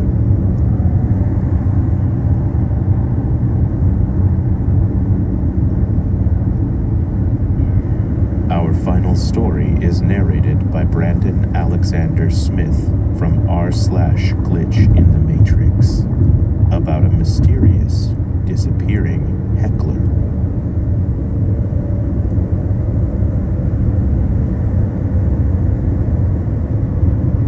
My husband and I were walking our dog in a very busy and large urban park. Some background. We have lived in large cities our entire lives, and situations, generally. In short, it takes a lot for something to faze us. One day we were walking along a busy path in this large city park with a lot of people around, and we had our dog. This man walking towards us starts making eye contact with both of us almost immediately, and stops next to us and says, sometimes. "Hey boss, how's it going?" And he puts his hand out to shake our hands. We look at him because he's acting like he knows us, and so we're a bit embarrassed and trying to remember who he is.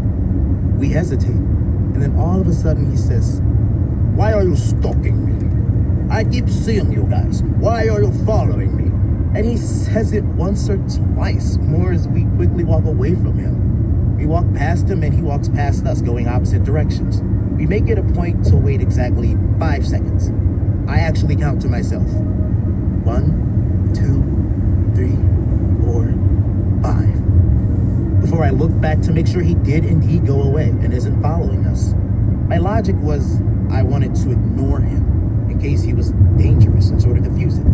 But I also wanted to make sure he wasn't following us as he started to get a bit aggressive in his tone. I turn around and he is nowhere to be seen. I mean, literally nowhere. I can't exactly describe the area, but it was pretty open. And even if he sprinted in any direction for 5 seconds, like super fast, you still would have seen him at least somewhere. It was also open, and there weren't really trees or things he could hide behind. I'm sure you may be reading this thinking he was just a crazy on the streets that could be found in any city. But here's what we found really jarring. Maybe not even everything separately, but put together, the first thing was he was dressed extremely well. Yes, I know that those with mental illness or those living on the street can look quite presentable, and I'm not trying to be rude, but he looked wealthy, like old money wealthy, super preppy, well-dressed Trump type, like mid-50s, really tall, 6'6". And people have screamed at us before on the street and have never looked this put together. Again, it's not impossible, just a bit odd. And the second thing was he was so sure in his conviction that he knew us and we were stalking him. The look in his eyes was terrifying. I can't exactly describe it, but he seemed just so sure. We had no idea who he was. No one looked at what was going on, which by itself wasn't odd, but people in my city ignore people shouting and antics all the time without a care in the world, for better or worse. But when I tell you everyone around didn't even glance in our direction, people may ignore what's going on typically, but they usually walk the other way, not right into what's going on. Moreover, plenty of dogs within sight didn't even seem to look at this man screaming. The fourth thing was he had a very bizarre, surprising accent. Again, it's not by itself odd, but adds to the weirdness. I believe it was maybe Russian. Fifth thing was he completely vanished.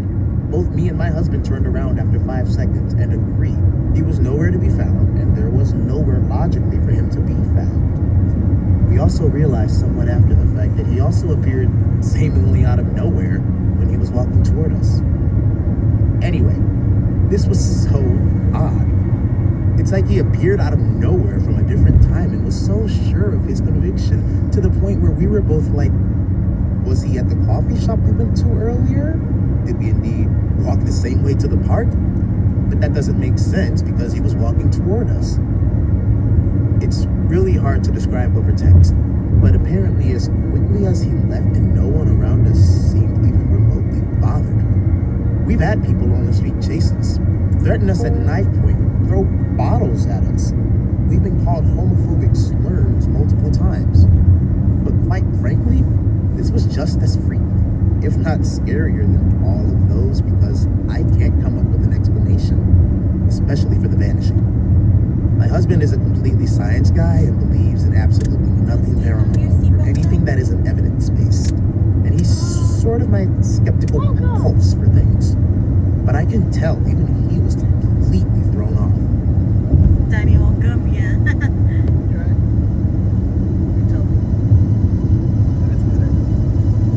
I'm your host, Doug Bailey, and this has been Disturbed, a production of Killer Podcasts and part of the Evergreen Network. For more paranormal and true crime shows, visit killerpodcasts.com.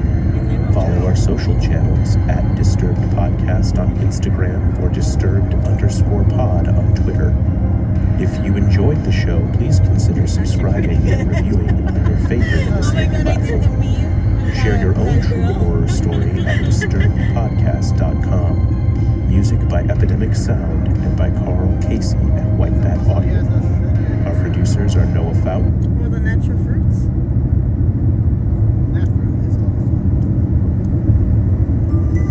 Ah, yes, the magnificent trolleys.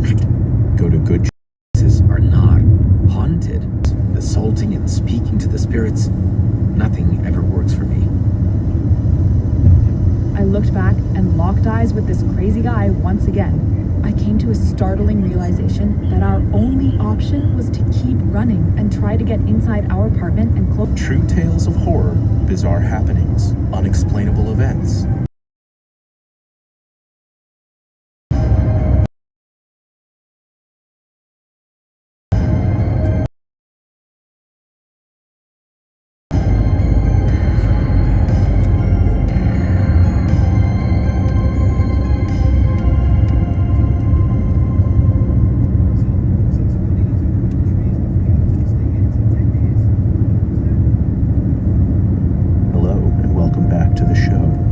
This week, we're bringing you 3 real stories that will confound and horrify you. So sit back, listen closely, and dive into the horror. First, a story narrated by Maggie Kennedy about the guy who chases you up the stairs.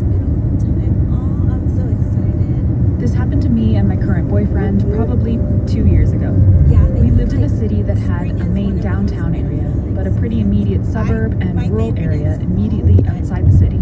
The main city is pretty liberal, but once you get out into the county, it can become quite the opposite. Because of that dichotomy, the main city, and especially the downtown area, has a pretty bad homeless population, which has only gotten worse over the years. For the most part, the homeless population is pretty harmless. They know the good spots to hang out, and a lot of times they don't ask for anything. They just smile at you. I always smile back, and you go on your way, maybe parting with some spare change or pocket cash. Sadly, there have been an increasing number of incidents in the last few years. More drugs and overdoses on the streets is my guess. I was living downtown at the time, just recently graduating from college and wanting to be close to the nightlife. My best friend from college and I were roommates. We had an apartment in a building in the center of the city. It was the perfect setup. My boyfriend, let's call him Jack, lived around 6 blocks away, a 10-minute walk, give or take. It was even closer to the heart of downtown as well. So you can imagine how convenient that made I'm pretty sure they changed it to electronic. One overcast Sunday morning, my boyfriend and I woke up at my place and decided to walk over to his so that he could grab some things. We had walked the majority of the way. It really was a normal sidewalk stroll. We were on the right side of the road with the street to our left. We were not 1 minute away from my boyfriend's place when I noticed something ahead that makes me feel a bit uneasy. First off, there's a guy walking in front of us in the same direction we are with his back to us.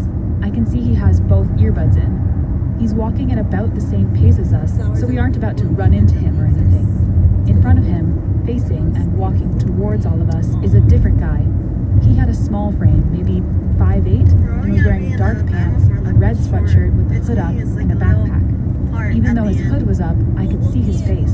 Some short black hair poked out around his pale face, and he had these black, beady, crazy eyes that I'll never forget. I assumed him to be homeless, as it was an area that was popular for them. He wasn't looking at us at that point, but rather the pedestrian with earbuds in, who happened to be closer to him and in front of us. All of a sudden, I see the homeless guy run and quite literally rush the pedestrian in front of us. Like, ran up and then stopped about a half foot from this poor dude's face. Since the guy had his headphones in, he probably just wanted to mind his own business and walk home quietly. He was clearly taken by surprise and stopped and took one of his earbuds out to see what this crazy dude wanted. I may have been accused of being a risk taker before, but I don't like putting myself in the wrong place when I don't need to be. This freaked me out, and I didn't want the guy to notice us and come at us next, so I stepped left off the sidewalk into the street. There was a pretty big lane of parked cars on the street, so I conveniently hid myself from view behind a car as I continued walking. I heard this guy start yelling obscenities at this poor pedestrian. "I'm gonna run you over with my car, I'm gonna find you." Like I said, we were not 100 feet from the entrance to my boyfriend's apartment at this point, and after witnessing that, I just wanted to be inside. My boyfriend had continued walking on the sidewalk, and after I reappeared next to him from the street, we turned right towards the apartment. Now, the apartment did have a main entrance from the street side on the sidewalk, but my boyfriend had just moved in and didn't have the code for the front door yet. All he had was his fob to the parking garage that led to the stairwell up to the building. We walked up to the parking garage door and clicked the button and entered under the door. I hadn't looked behind me at this point, but A lot of times, if you ignore people, they will in turn not bother you. So I was kind of following that tactic at the moment. The garage door was open and we went inside. My boyfriend clicked the button to close it. We started the short walk to the door to the stairwell. The garage door was nearly closed. I don't know what prompted me to look back, but I did. What I saw still gives me the chills today. It was the homeless guy.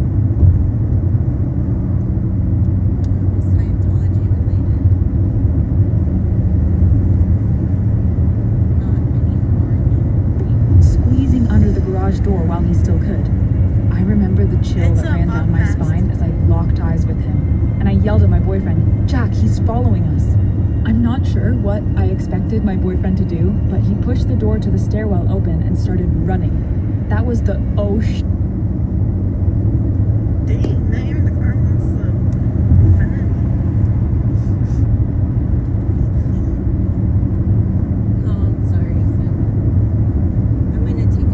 When I realized this guy had access inside because the door to the stairwell didn't require a fob or have a lock. Me, definitely not wanting to be the closest one to this guy, took off running after my boyfriend. So I pushed the door open and got inside the stairwell. I could hear the guy behind me doing the same as it was swinging back closed. I looked back and locked eyes with this crazy guy once again. I came to a startling realization that our only option was to keep running and try to get inside our apartment and close the door before he got there. Sure, this guy was smaller, but he had a backpack, and I had no idea if he had a knife or a gun in there. Why else would you chase two people and outnumber yourself if you didn't think you could take us? My boyfriend lived on the 3rd floor, and we proceeded to sprint up 3 flights of stairs. I could hear this guy's pounding footsteps behind me, but at last we got to our level and opened the door to the hallway. We sprinted to his unit and without looking back, unlocked the door as fast as we could and slammed the door shut behind us. I can still remember the horror when we were fumbling with the keys, looking through the people and expecting to see this guy standing there ready to yell at us, but nothing. My heart was pounding in my chest. What the hell just happened? We called the cops and told them what went down. I'll admit they probably did all they could, but it didn't feel like enough. I was freaked out. There was some crazy dude who now had access to and was inside the building with access to all the apartments and residents. I just imagined him hiding in the stairwell for the next poor soul. The cops came, drove around the perimeter of the complex for a few minutes, and then didn't come inside because apparently they didn't have access into the building. I thought it was strange that I couldn't let them inside, but they left after not finding anyone. It took me forever to get the urge to finally leave that apartment to go run our Sunday errands, but we did. I'm sure the guy was just high on drugs and decided to be crazy that morning and bother some unlucky people, and he probably left after he realized he was screwed. People found him there and someone else called the cops. Still, I carry pepper spray with me wherever I go now. This experience is not something I'd like to do again. Our next story comes to us from Reddit user Unstoppably Stupid about their never-ending encounters with spirits.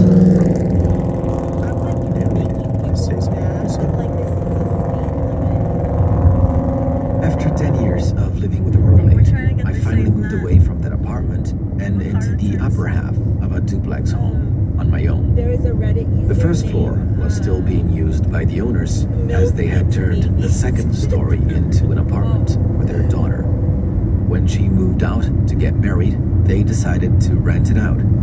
It had one entrance via a door that was 15 feet from their entrance, which led to a flight of stairs. At the top of the stairs, the bedroom door was directly across from the front door, with the entrance to the bedroom to the right. Going left took you through the rather small kitchen and then the living room. I especially liked the living room, as it was huge and 2 of the walls had half doors built into them to be used as storage. I moved in, and the first week or so was peaceful and uneventful. After about a week, however, something strange happened. I woke up one night to get to my overnight shift at the factory. As I walked through the living room to sit on my couch before heading out, I found that all of the storage doors were wide open, 6 in total. I closed them thinking maybe I had been looking for something in them before going to bed and forgot. Who knows? Well, I had experiences with the paranormal to shower, it now being the middle of the day. Since I have lived with roommates for most of my adult life, I still close the bathroom door whenever I'm in it. I get undressed and start the shower. When I hear a knock at the front door, I throw on my pants, exit the bathroom, and head down the stairs to find that there's nobody at the door. Thinking whomever it was must have left. Not a soft rapping sound. There's someone pounding on the door. After I crawl back into the skin that I just jumped out of, I shout, "What?" in the door's direction. I thought that maybe one of my landlords had come home, knocked downstairs, and failing to get an answer, had gone to get their key and let them came to my response. I just stood there, frozen in place, unsure of what my next action should be. Hearing nothing more after a couple of minutes, I went back to my shower. Bang, bang, bang, bang on the door again, this time hard enough to jar it in place. I'm fully freaked out by this point. The whole place was empty. I even checked the closets, storage doors, and under my bed. I run down the stairs and find my door locked. There are no other cars in the driveway. Then I was overcome with that feeling of being watched. As I turn around and look back up the stairs, I can feel something up there looking back at me. I run up the stairs saying as calmly as I can that it is not welcome and it needs to leave. And as soon as I close the door,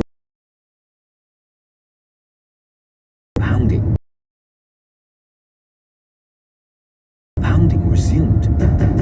Wanting nothing more than to finish my shower, I opened the door and just got back in. After a minute, the water was already starting to turn cold, so I finished quickly. For the 3 years I lived in that house, I couldn't close the bathroom door without it being pounded on, even if I wasn't in there. The storage doors would be randomly opened as well.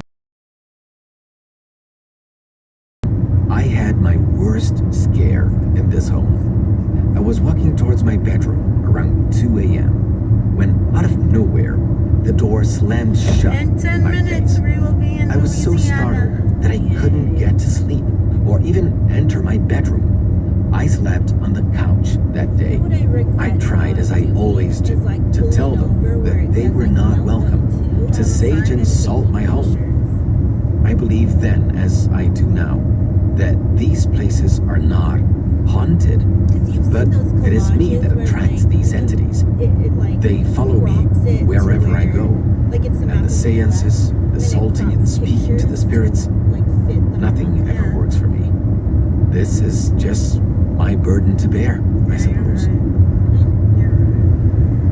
mean, I guess You're listening to Disturbed. We'll be right back.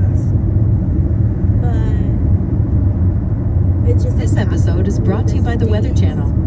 The key to solving any mystery? Smart decisions based on the facts. In the case of the weather's effect on your well-being, turn to the Weather Channel app. It clues you in. You might be deep dives into the fruit. Not the wolf man, but I'll be damned if I don't start howling for a good cut of steak delivered to your door on your schedule. Go to goodchop.com/disturbedpod120 and use code DisturbedPod120 to get $120 off across your first 4 boxes. I made the steak for a whole family, and I can't wait to try all the other sustainable and wild-caught seafood. Salmon, Pacific cod, scallops, Pod 120/ is narrated by Michaela Ray. Just remember that seeing is believing, even when you can't believe your eyes. This story is 100% the truth and really happened to me. Oh my gosh. I hope it's good.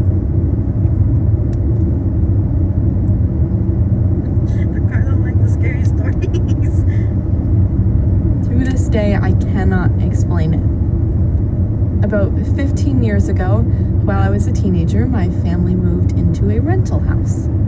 There was always a weird energy about that place. I can't explain it, but something was always eerie about it. It was a beautiful old home, and an elderly widow had lived in it before us.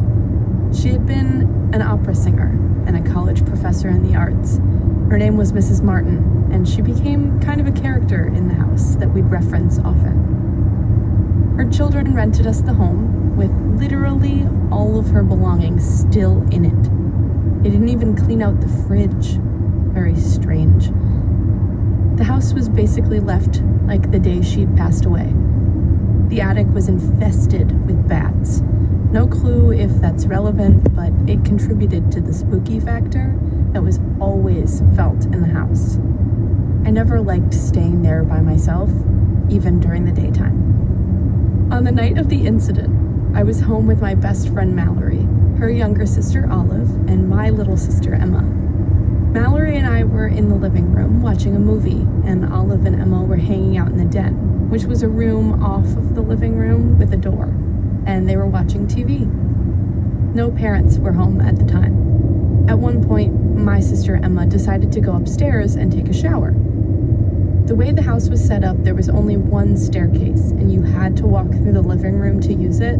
So she came out of the den, walked through the living room, went up, showered, and was up there for maybe a half hour. When she was done, she walked down the stairs in a white towel, stopped on the 6th step, and went, "Hey guys," with a little wave, to which we acknowledged her cheerfully. And then she kept walking down the stairs through the living room by Mallory and I watching TV, and opened the door into the den and closed it behind her. My mom hadn't put away the laundry she had folded in the den earlier, so Emma had to go in there and get the clothes she needed. Maybe 5 minutes later, Mallory, Olive, and I are still in the living room. We assumed Emma was in the room too, having just finished getting dressed, when we heard from over our shoulder, "Hey guys," in the same inflection and tone as before. It's my sister Emma, in a white towel, who had walked down the stairs, was stopped at the 6th step, had her hand up for a small wave, and then went to keep walking down. Mallory and I both gasped, turned and looked into each other's faces with absolute horror. It happened so quickly, but we both bolted upright, ran to the den, burst open the door to a startled Olive. Emma was trailing close behind with a "What's going on?" When I opened that door, I truly expected to see another version of my sister sitting there. But no, it was just Olive. Mallory and I immediately began questioning them. "Emma, didn't you just walk down here a couple of minutes ago?" "Olive, are you sure Emma didn't come into the den just a few minutes ago?" "Emma, did you go downstairs after the shower, but then go back up somehow?" But we knew there was no way she could have come back upstairs without walking by us in the living room. It made no sense. Both girls were so confused and beginning to get scared. They truly had no idea what we were talking about. Emma swore she had only come down the stairs that one time, and Olive swore she had never walked into the den in a towel before we all came in together just then. Because our sisters were so young at the time, and we could tell they were getting spooked, we decided just to pretend we were kidding and left them to go back to the living room. I remember sitting in silence and maybe even asking, "You saw that too, right?" And then we never spoke of it again. I honestly didn't even tell my parents or my sister what had happened until a couple of years ago. My sister says she has no memory of it at all. I haven't spoken to Mallory since high school, so I have no idea if she remembers it. All I know is, if Mallory hadn't been there to witness it and have the same reaction I did in that moment, before either of us even spoke a word, I probably would have thought I was losing my mind. I'll never forget the look of horror and confusion she gave me. And I probably gave it right back to her when Emma came down the stairs that second time. To this day, it still creeps me out to think about. In the years since, I've read many stories about glitches in the Matrix and seen some about time loops. People witnessing the same event happen twice or more in the same day, usually close together. I believe this is what I and Mallory experienced with my sister that day. We only lived in that house for a year before my parents purchased their own home and we moved. Last year, my sister went back to visit the town and she said she drove by that house. Apparently, they had split it into 2 homes to rent it out to the college kids. We both agreed that the strange energy forces that existed in that home were probably not too happy to be split into 2. I'm your host, Doug Bailey, and this has been Disturbed, a production of Killer Podcasts and part of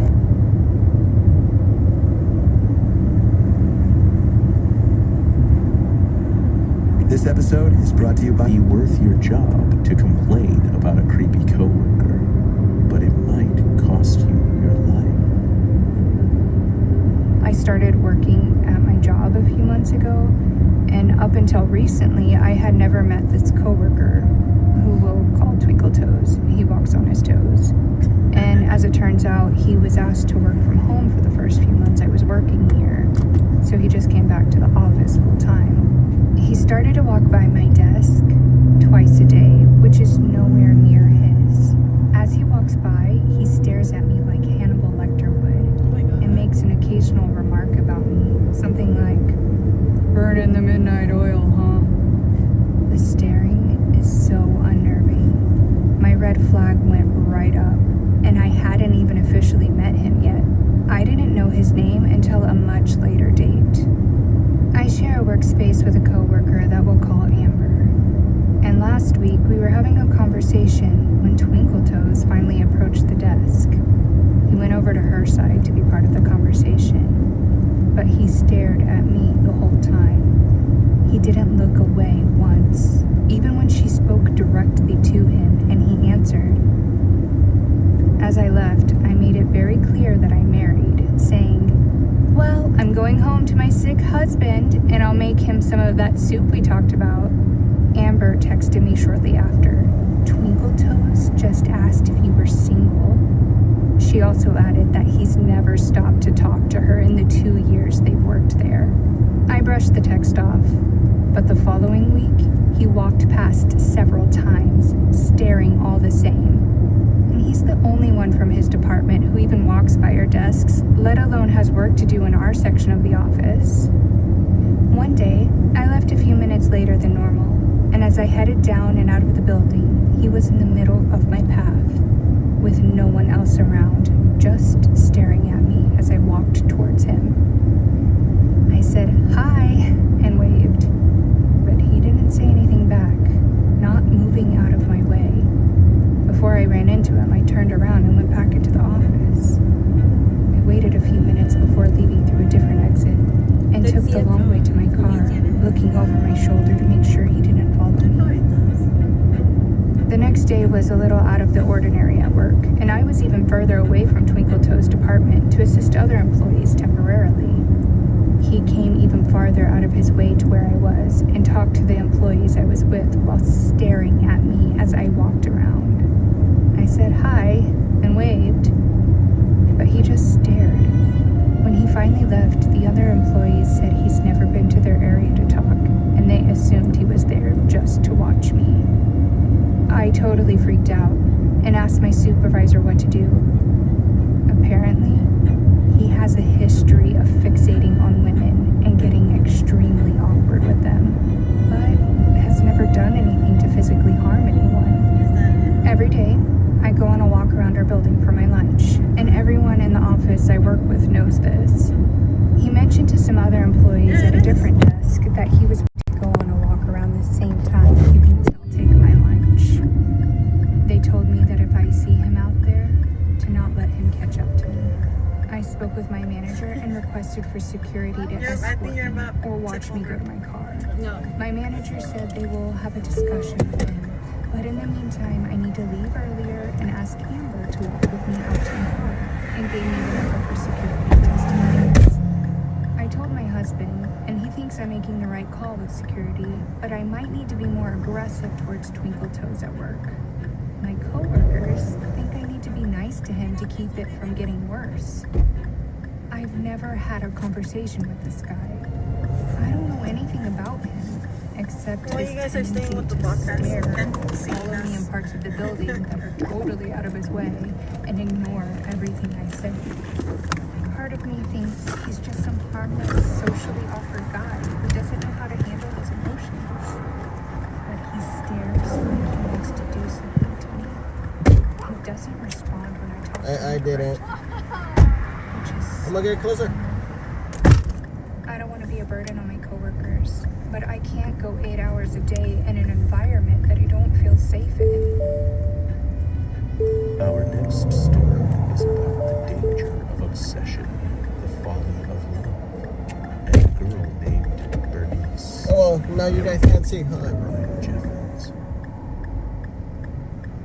Back around 1991, I was 20 and newly single from my first real heartbreak. I was unemployed and trying to find ways to spend the hours.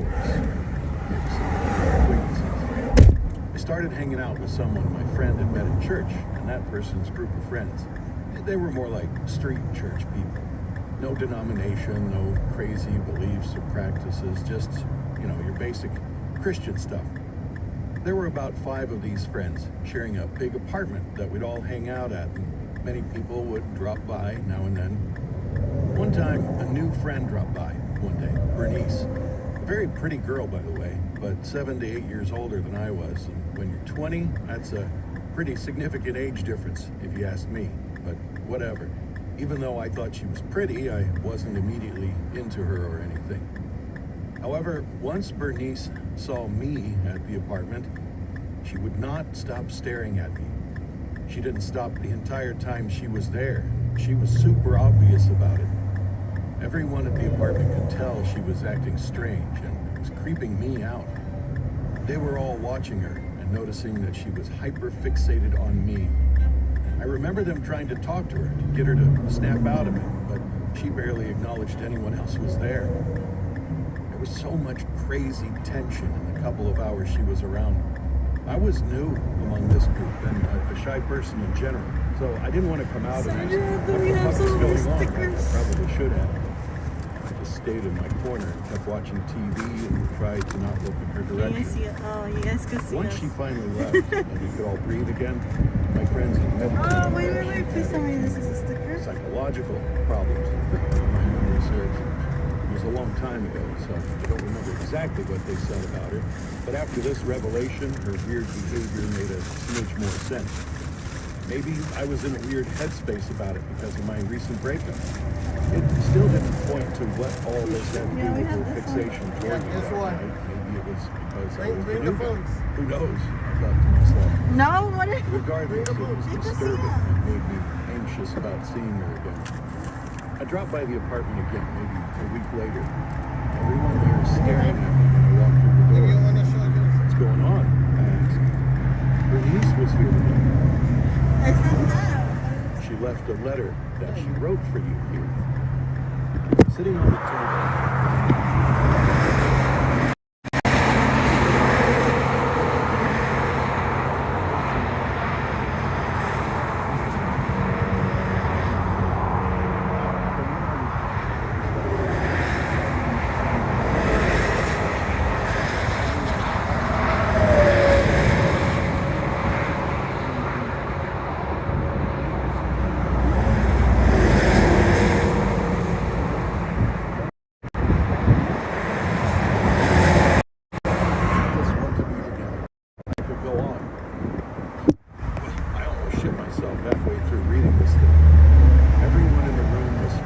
suspense as they watched me read it.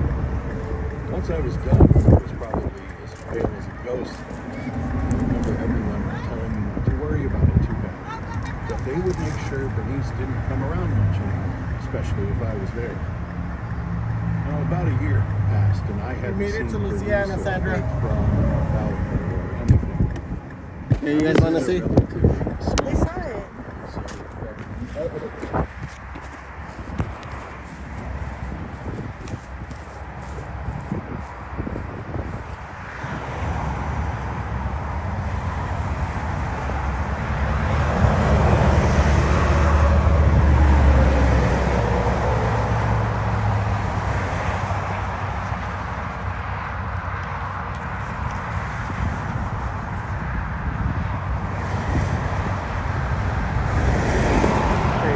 you want I can start driving? You want me to start driving? Or She drives a crazy proposal and invites me over for Christmas dinner at her mom's house. Just the three of us. I made something up about being busy and got out of The it. scary pretty one quick. is gonna be Just one like with I the should have tent. predicted, she was way too much, way too fast. Inviting someone you barely know over for an intimate Christmas dinner would be strange under normal circumstances. These weren't normal. You're listening to Disturb. We'll be right back. Oh my god, I'm so nervous. This episode is brought to you by Progressive Insurance. Most of you listening right now are probably multitasking. Yeah, while you're listening to me talk, you're probably also driving, cleaning, exercising, or maybe even grocery shopping. But if you're not in some kind of moving vehicle, there's something else you can be doing right now. Getting an auto quote from Progressive Insurance. It's easy, and you could save money by doing it right now. Drivers who save on average, and auto Now you just put a qualify for an average of 7 foundation discounts sticker for on multiple vehicles on Louisiana's your welcome policy, sign. the homeowner, and more. So just like your favorite podcast, Progressive will be with you 24/7, 365 days a year, so you're protected no matter what. Discounts and reviews with authors. So interesting. Normal things. My earliest memory of something paranormal was as early as age 4. Several acres of started to way that led to the staircase and another bedroom. This one is. I've always experienced paranormal things. My earliest memory of something paranormal was as early as age 4. I've got a lot of stories about the things I've witnessed over time, but this one is from my time living in rural Missouri. In 2009, I moved in with my boyfriend, now Oh, we have husband, one and his more. family. They And lived then in we a have a beautiful Laura FM farmhouse sticker. surrounded by several acres of land. The nearest neighbor was probably half a mile down the road. Very quiet. This home has a large basement that was basically a 2-bedroom apartment, which was where my husband and I lived. As soon as I moved in, I started to notice strange sounds and see strange things. I didn't mention these things to him because I didn't want him to think I was crazy, but some of those things still scare me to this day when I think back on them. Right outside of our bedroom door was a long hallway that led to the staircase and another bedroom. We were the only 2 people to ever go into the basement.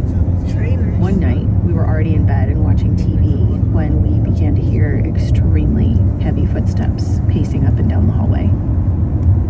It was so heavy that we thought maybe someone had broken into the house.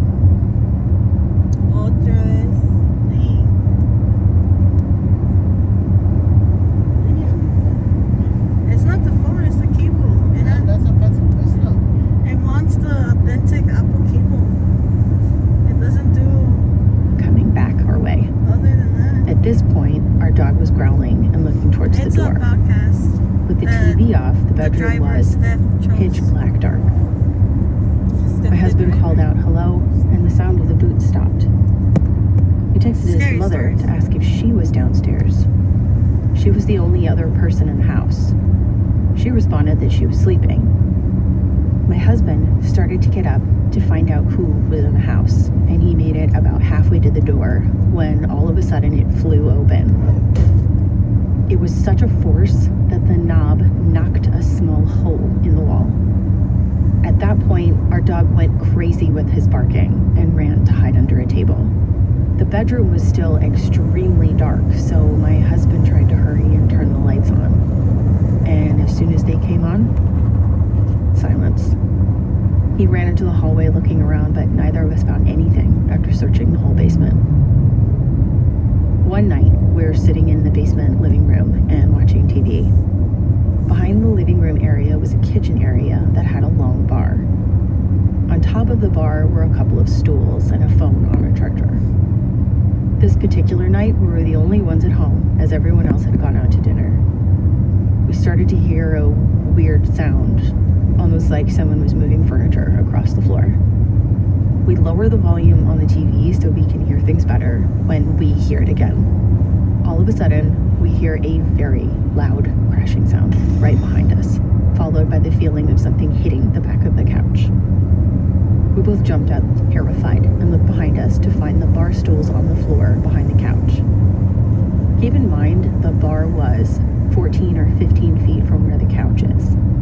If they simply fell, there was no possible way they would have done that. The phone was thrown too, 10 feet away on the floor. After looking around for a moment, we literally sprinted up the stairs and went outside until we could calm down. I was absolutely terrified, and I feared the basement after that. We started to see a shadowy figure standing in the doorway too. Each time we would see it, it would be still before slowly moving away from us. It got to the point that we would try to ignore it until it went and told us that they saw and heard things too.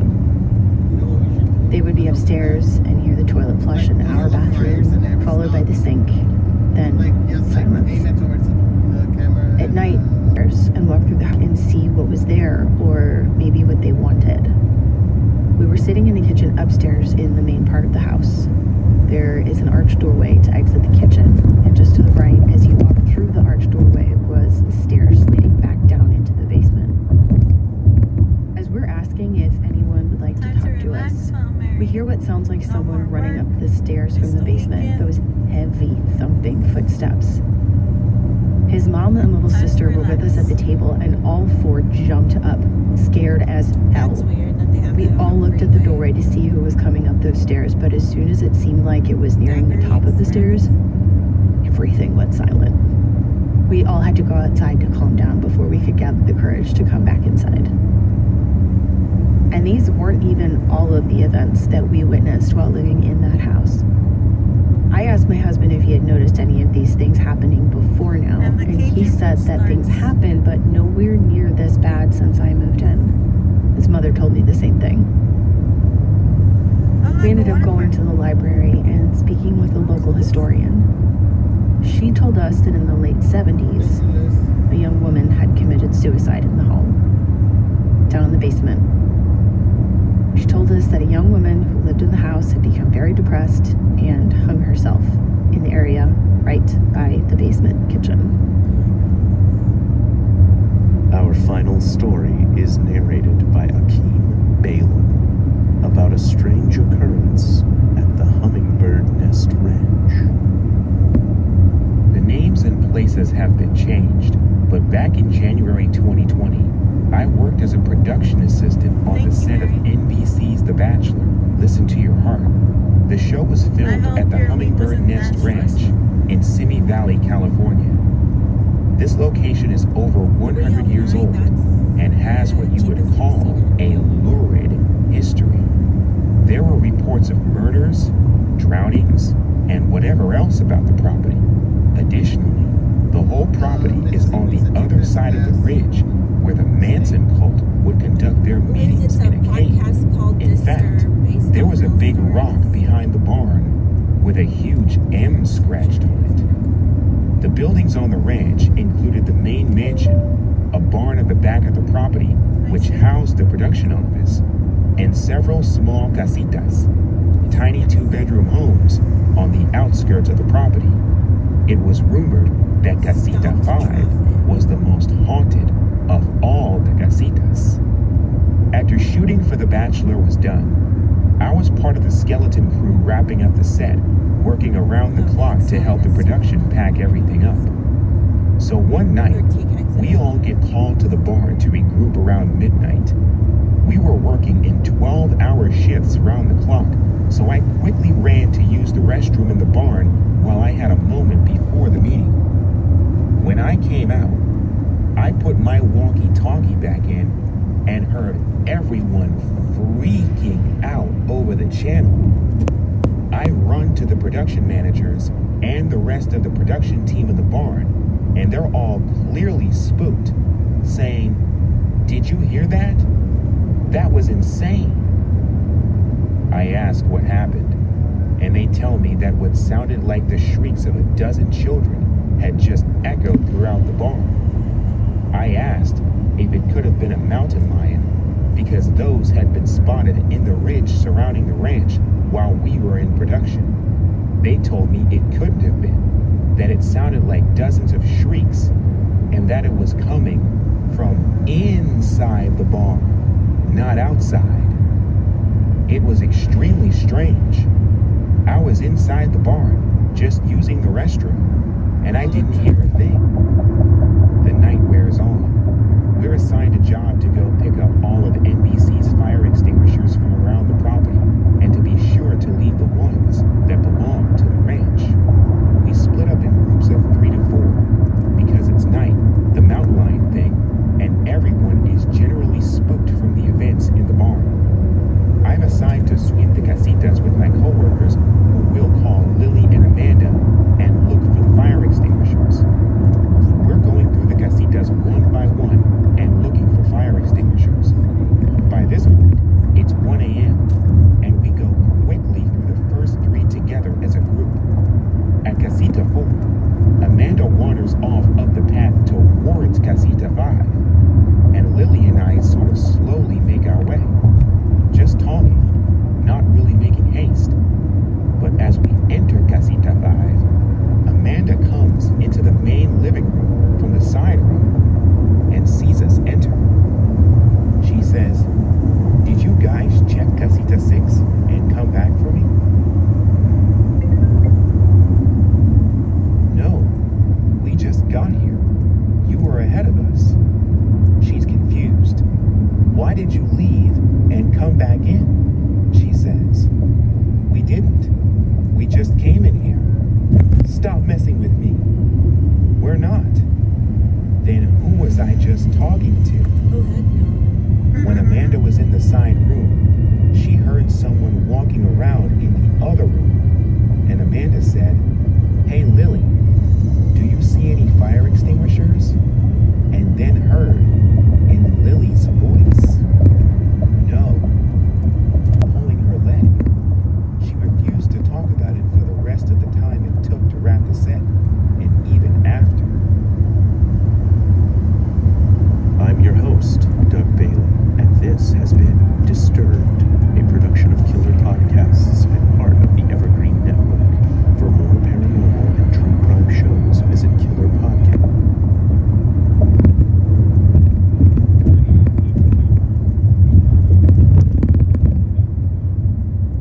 It was always a talk during breakfast that's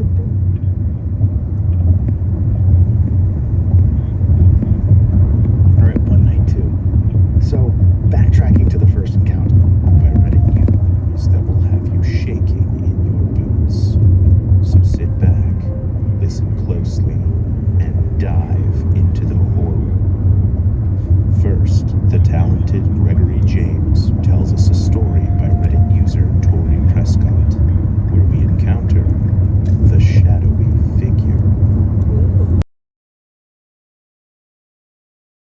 Normal, but I do keep an open mind to things that can't be explained. The current house I've been living in for the last 21 years used to have signs of paranormal presence that at least one of my family members encountered at least once, with me having the pleasure to encounter it one night too. So, backtracking to the first encounters, the residents of the house were my father, my mother, my grandma, uncle, my 2 younger siblings, and I. My younger sibling was around 5 and stayed in my grandma's room. My uncle also stayed in that room. He used to hunt for sport, so his guns and ammo were always under his bed. I shared a room with my sister, but slept on the floor in my parents' bedroom. It was always a talk during breakfast that supposedly my always dismiss it as him trying to scare us since we were young and my grandma was superstitious. I would listen to the stories and get a chill, but would always just dismiss them. One day, my grandma joined us at the table for breakfast. Everyone was already eating, and my grandma scolds my younger brother. Something along the lines of why he never came out of the restroom last night after she walked him to it. He seemed so confused. So, according to her, he had woken her up in the middle of the night and asked her to walk him to the bathroom since he was scared. Half asleep, she got up and walked him and waited for him outside the door. But he was taking forever, so she just walked back and went to sleep. My brother was confused because he said he never got up, and my mother backed him up saying that he had slept in her bed last night and never got up. There was a silence, and then everyone broke out in laughter, teasing my grandma that the ghost had gotten her to walk to the restroom. My Grandma got flustered and red in the face in embarrassment, saying it wasn't funny. I laughed, but at the same time thought she would have dreamt it, ever skeptical. The second encounter was with my sister. One night while I was deep in sleep, I was woken up by her stepping over me so she could exit to the room to the bathroom. I quickly squinted my eyes and fell back asleep. Morning came, and as I was eating breakfast, she looked pissed. That wasn't funny. You must be so delighted thinking you were going to scare me. I was confused, and my mom asked her what had happened. According to her, she woke up to use the bathroom, which I do remember, but after she used it, she was walking back to the room and saw me standing outside it, waiting to lunge at her and scare her. She told me to stop, that it wasn't funny, and she looked away for a bit and didn't see me. She thought I quickly went back into the room to feign being asleep. I was so confused. I swore, as much as I love scaring others for a good laugh, I didn't get up last night. I did confirm I did see her walk out there, but I never got up. She looked at me as if I was lying, and everyone teased her, saying it was the ghost. I asked her if she saw me. She said no, but it was like a shadow, and she assumed it was me. Now I was feeling kind of scared, not so skeptical anymore. A few months had passed, and we all agreed that as long as we don't bother the ghost, nothing would happen, and maybe it would be friendly, like Casper or something. Now it was my turn. My uncle had left the house for the week to go hunting. I woke up in the middle of the night feeling thirsty, so I got up to go to the kitchen and get a glass of water. The way the furniture was arranged made the path from the living room to the kitchen a bit narrow, so only one person could pass at a time. I bring this up because in front of me, like 10 feet away, there's a figure in my way. I just assume it's my uncle, who also has a habit of getting a glass of water in the middle of the night. So as usual, so we both can get by, I turn and sidestep him to get past him. He does likewise. I go to drink my glass of water and start making my way back to my room. My uncle, once again, is standing in the way, so I sidestep him. Then it hits me. My uncle isn't home. Then who the heck is this? I stop for a moment. My fear just... I don't want to see. This is the shadowy figure. I run to my room as if in a chase sequence and jump in my bed under my covers, curled into a ball. My heart raced as if this was a threat that would actually stop it. I drift into sleep and wake up wishing it was a nightmare, but I knew it wasn't. I got up and went to my parents' room to tell them what I just experienced. They look at me to see if I'm joking for a moment, and I assure them I wasn't kidding, that I finally had an experience with this ghost or whatever it is. Years pass, and I tell this story to my friends. One of them believes in the paranormal, and he tells me about shadow people, that what I could have seen was a shadow person. I take some interest and do some research and conclude it might be, because for everyone's encounters, we never saw a face, but just assumed it was one of our family members. I decide if that's what it is, what can we do but let it be? As the year goes, I make friends with someone who supposedly sees paranormal things and whatnot. I'm skeptical of his gift, but after experiences in my house, I believe such stuff exists. One day, on July 4th, I invited him over since he was going to be alone, and I felt bad. He takes the bus to my house, and I invite him in. I seat him in the living room and ask if he wants some barbecue, so I go out and get him a plate from outside. As I come back, we go to my room so we can watch TV or play video games. As he sits down, he tells me, "Hey, I don't mean to scare you, but there's an old man sitting on your living room couch." My heart skips a beat. I've never told him about my house or what we experienced there, so him seeing a single entity freaks me out. He doesn't mean harm. He just stays in this house. I told him to stop. I explained why it's freaking me out and the encounters we had. He nods and says, "Yeah, all those encounters must have been him." I don't know if he's messing with me, but I no longer want him in my house. I tell him sorry, but he needs to leave. I get up and he follows me. "I'm sorry. I don't feel comfortable and you shouldn't have told me that." "Are you scared?" "Kinda, but I think it's better if you left for now." I open the gate and he walks out. I feel kind of bad, but my fear is greater. He texts me, "Don't feel afraid, or he'll know. Just be calm." I ignored him and decided to stay outside for the rest of the evening. I never talked to him again.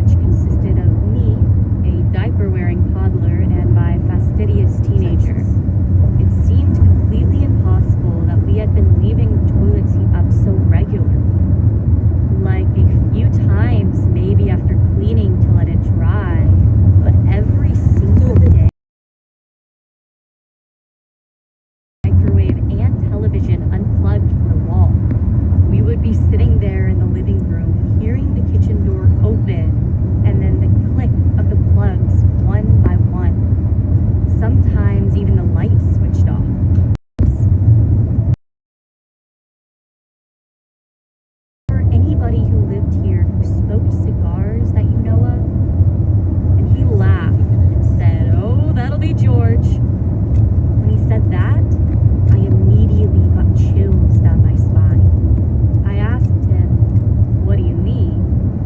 And he said, "Well, George was a younger guy who moved to the area and worked as a mechanic for a long time. Eventually, he moved to these little apartments when his wife had passed away. He loved cigars and he smoked them all the time. He ended up getting a lung disease, which eventually he passed away from. He had a terrible cough, but he was also extremely stingy. He didn't like to use his heater in winter, and often the house would be very, very cold." That had made so much sense to me. Often, all of my surplus electricity appliances would be just unplugged at the wall, and always that pervasive smell of cigarette smoke or cigar smoke wafting around. Being in the particular bedroom that my teenager was using was more chilling now, too, given the fact that George had actually passed away in that room and was found there by his family. As well as being extremely sad, it was also a little bit spooky. We came to just affectionately refer to him as George, and when things got switched off, we would say thank you. When there was a really strong smell of cigar smoke, we would ask him to smoke outside. And we would also ask him to remember to put the toilet seat down. You are listening to Disturbed. We'll be right back. Lovely Sister Performante, host of True Crime Psychology and Personality, online podcast I explore crime and mental health. I encourage you to give my show a listen, which is an amazing skill. Yeah, it's a song. No, it's Welcome back to the podcast. Our final story comes to us from specific Narwhal and was narrated by Paul Brown. Spirits have been drawn to us from our childhood. I want to share some experiences to the mid-1990s. My parents bought my childhood home in 1982 and still live there today. It's a small, 3-bedroom home in a quiet subdivision surrounded by wilderness. They raised 4 boys there, which I'm the oldest. By no means would I consider us clairvoyant, blessed with precognition or anything of that sort, but I have been aware of unexplainable presences and feelings. My mother explained to me that before she became pregnant with me, she never really noticed any strange or paranormal occurrences at home. Presence. My father's job had him traveling fairly often, sometimes gone. She found herself feeling lonely and overthinking things. Some nights while lying in bed, moments before she fell asleep, she felt like someone was in the room with her. Just this it wasn't an ominous or negative energy. In fact, she said she felt quite the opposite. As her pregnancy continued, small objects started vanishing and chilling back. She bought a variety of toys, some that wind up and some that activate with a button. And she placed them up on a shelf in the closet. And one time, without anyone being around, they ended up on the closet floor somehow, activated and playing. She says she saw a female figure move from one room to another in the upstairs halls. It didn't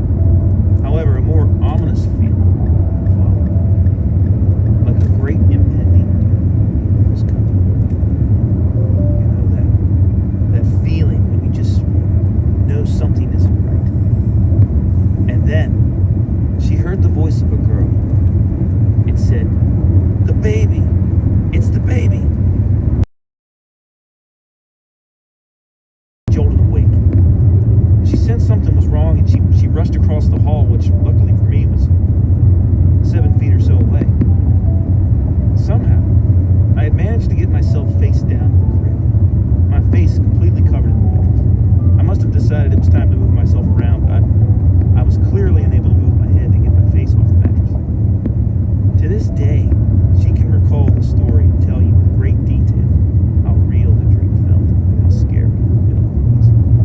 As I got older, around 3 or 4 I'm told, I started chatting to an imaginary friend. I would spend a lot of time sitting up in my room, stationed on my floor with all sorts of toys around me, having full-on conversations with no one apparently.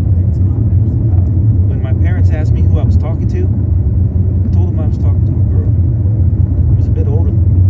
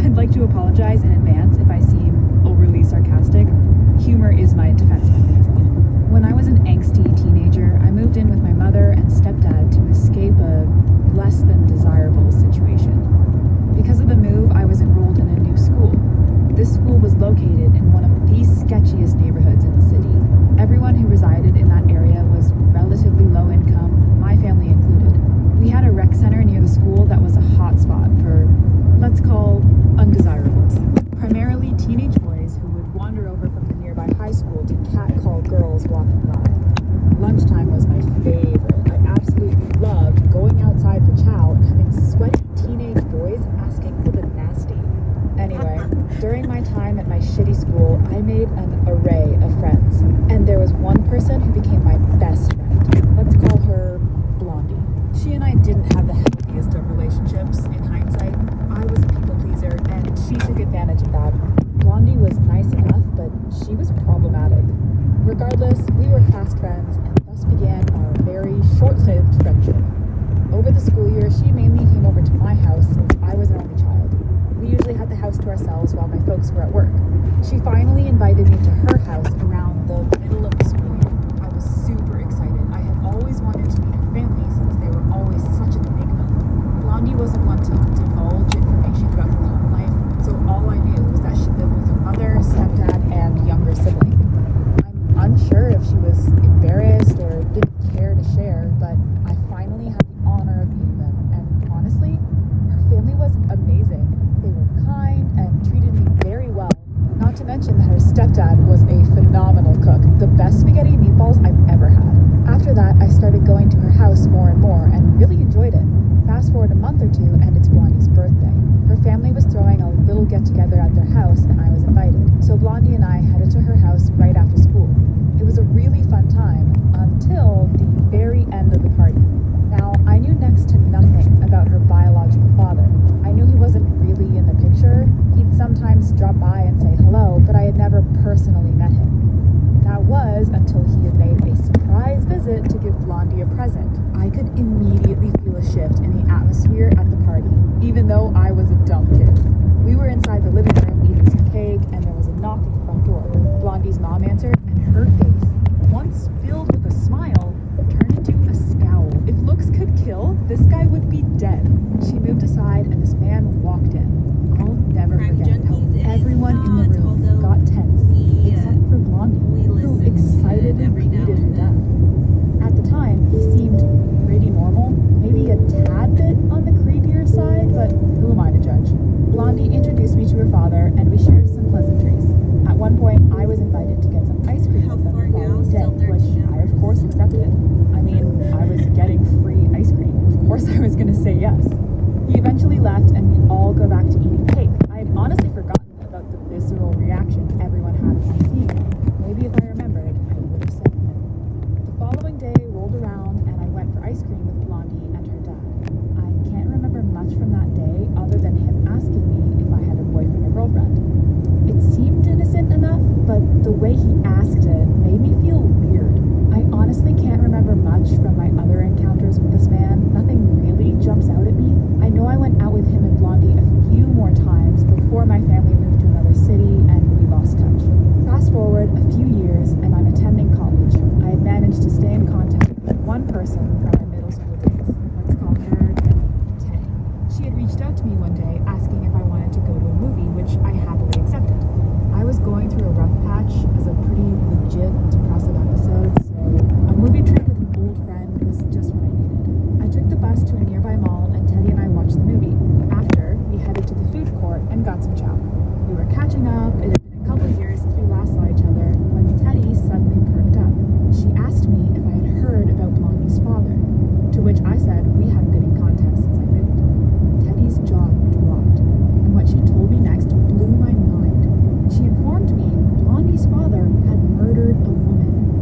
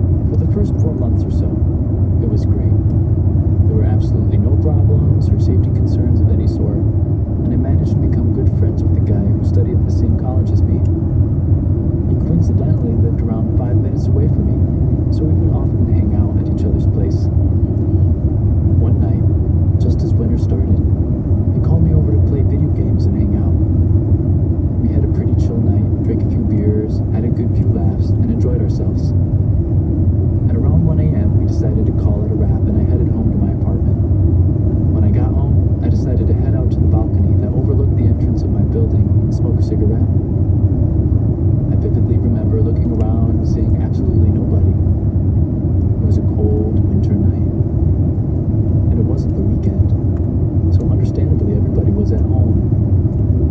Besides the usual car or two passing by, it was dead quiet. Once I finished my cigarette, I decided to call it a night and got ready for bed. I was understandably confused when I heard a short ring on my doorbell. I stood in the center of my room for a solid few seconds as confusion, slight fear set in. I snapped out of it, decided to tiptoe to my door to just try to hear if anyone was outside. My immediate thought was that my friend came over to drop off something that I might have forgotten. Yeah, it is a beautiful He sky. would have texted or called. I probably listened for half a minute or so. The person once again rang the doorbell and softly knocked a few times. I stood still, didn't want to make a sound so that it wouldn't give away the fact that I was at the door. That was when I decided to look through the peephole to see that he hopefully had left. I picked up the cover of the peephole and took a look. My legs pretty much went numb as I saw a hooded figure looking straight into the peephole. He was holding the zipper of his hoodie so as to cover his face, and all I could really make out was his forehead and eyes. He must have either heard me lift the cover or my loud and heavy breathing, because right away he moved from the peephole and said, "I know you're at the door." By this point I was shivering in fear, but mustered up the courage to say, "I'm calling the cops, man." He laughed and said, "Sure thing, big guy." He proceeded to wipe away the door handle with his sleeve before walking off. I understandably called the police. When they came over, they informed me that I wasn't the only one. He'd been doing this for at least a month, and they suspected him of at least one home invasion where a father chased him out of the house.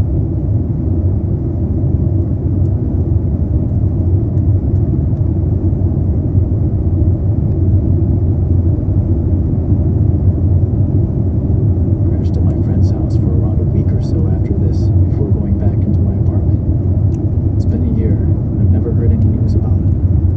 He could have been arrested by now, and as far as I know, he hasn't been.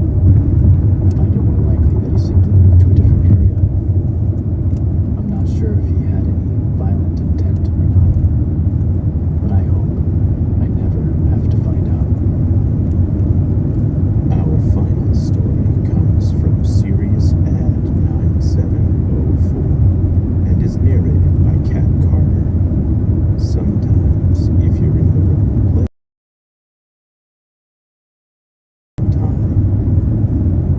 This was back in 2016 or 17. My friend and I were driving through a quiet, small neighborhood that had a few validations on that street. For the sake of the story, I think it was Fern Street. The next thing we know, we were at a three-way stop on the road. An older model Olive was turning left off the cross street onto the street we were stopped at. The guy driving it had to jerk his wheels super hard to avoid hitting us as he made the turn. It was like he didn't see us until he was halfway into it. It was now a sunny day. Our entire surroundings were completely unfamiliar. My friend was like, "I'm scared, where are we?" And I just knew where we were or what was happening. Suddenly, everything became familiar again.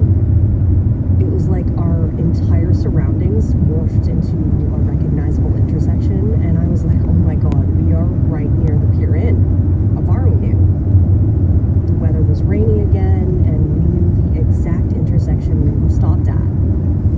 I asked my friend what she remembered last before we got to the stop sign, and she said she remembered me talking about Fern Street. I mean, it was bound to happen. That was the last thing I remembered too. So we drove back to that street, and it was 3 blocks down the road. My friend hates being reminded of this day because it still scares the shit out of her.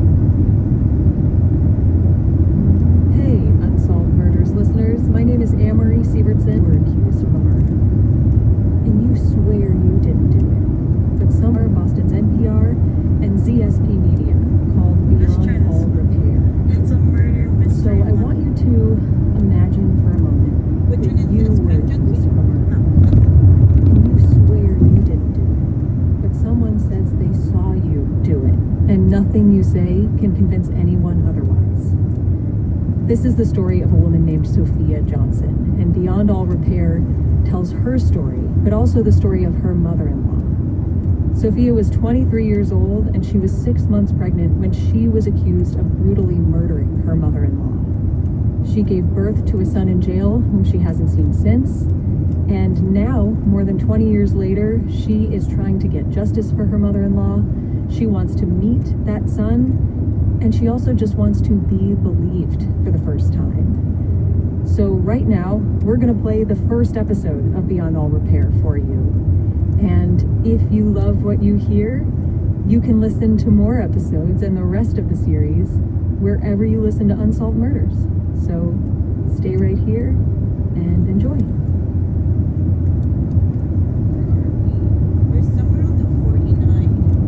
WBUR Podcasts. I have no idea how much I'm trying to protect you, little brother. You don't know it yet, but you're being misled.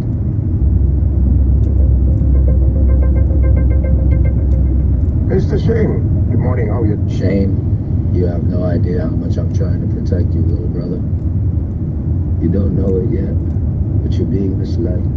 Descriptions of violence and strong language. Shane, you have no idea how much I'm trying to protect you, little brother. You don't know it yet, but you're being misled. We're about to hit the city island. Mr. Shane, good morning, how are you doing? Listen to me carefully. You're not ready for what will come down if you don't stop your nonsense and keep away. If you guys attempt to sabotage or to trouble me in any which way or to try to slow down my life, I'm gonna fight you guys. You don't know what you're playing with, okay? I wanted nothing to do with it in the beginning, and up to now, I still want nothing to do with it. Stop talking shit about me and don't lie on me. But I'm not going to let anybody lie on me, okay? Okay. You're worse than Judas. You're wicked. All I'm doing is I'm giving you fair fucking warning. If you come at me, I'm going to destroy you, dude.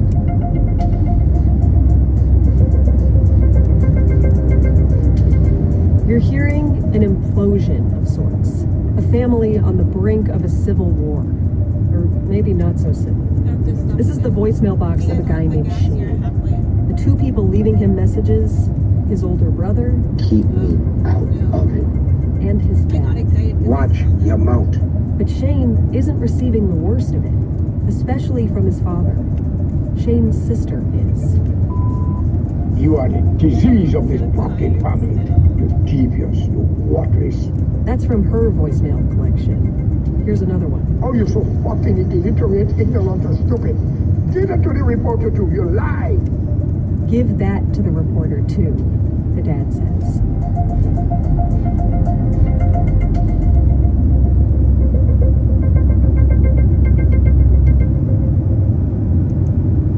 Hey, hi, hello. I'm the reporter. And I'm the reason for these intimidating voice messages. Part of it, anyway. They started after I called that brother and father days earlier. My name is Amory Sievertson. I work for WBUR. It's a national public radio station. Okay. I have reopened a box, let's just say, that some members of this family were hoping would stay shut forever, while others are the reason it showed up on my doorstep 3 years ago. Inside are the details of something that ripped this family apart.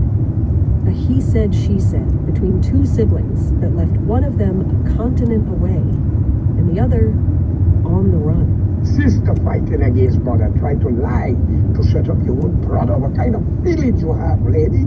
And despite the fact that this event happened more than 20 years ago, it's never been resolved. I'm talking about, oh wow, a murder.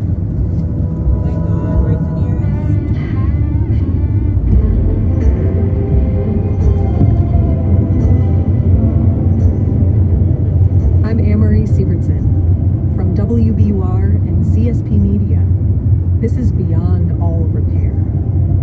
Chapter 1, Boxes.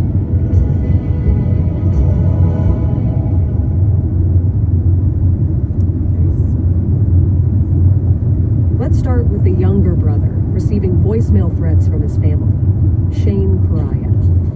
He's the reason I'm here. There's a box.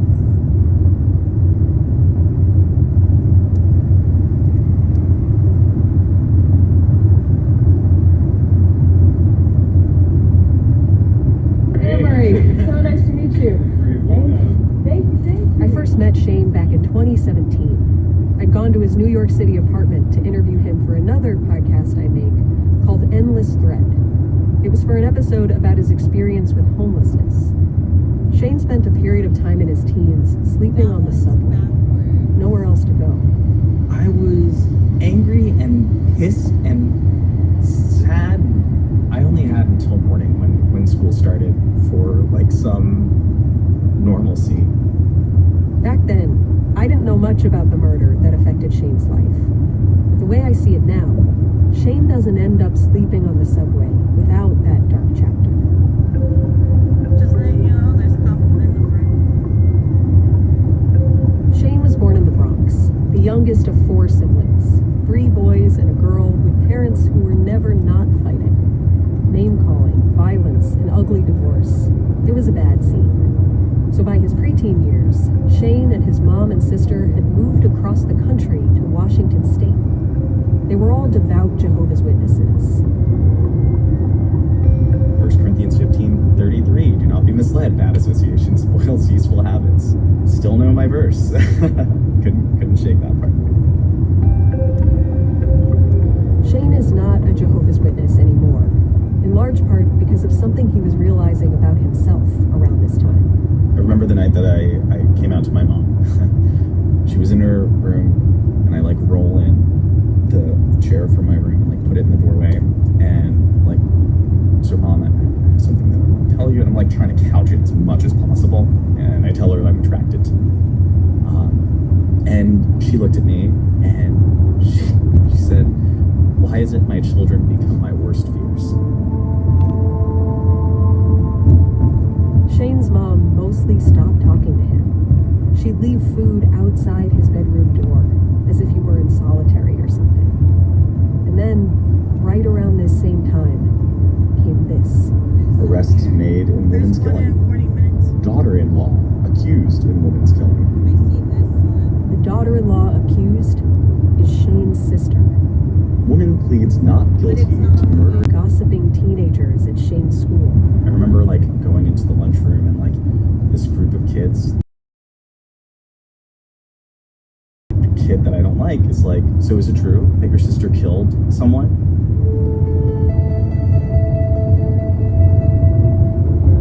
And to him felt impossible. So Shane flew back across the country by himself to the only other place he knew, New York. So I slept on the train. Went to school, went to work, so I got to earn that paycheck hourly. Shane finished high school like this, unhoused. He worked part-time jobs to get by. And like going to work in a rumpled suit because you have to feel homeless. Shane eventually pieced together enough of an income to rent a room in an apartment. He put himself through college, then law school. By the time I spoke to Shane for Endless Thread, he was working in the Bronx District Attorney's office. The criminal justice system, to Shane, is something that's brought order to a chaotic life.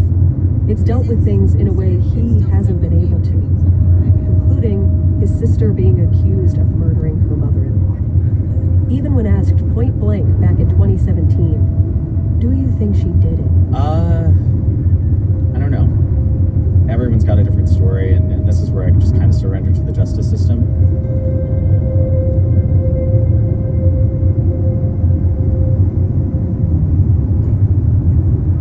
That's where we'd left things back then, as far as the murder was concerned. But the experience of hearing his larger story told by an outsider was pretty cathartic, Shane told me. He wrote to me after that episode came out, saying, "I feel a bit more unleashed from some stuff I didn't fully know was holding me back."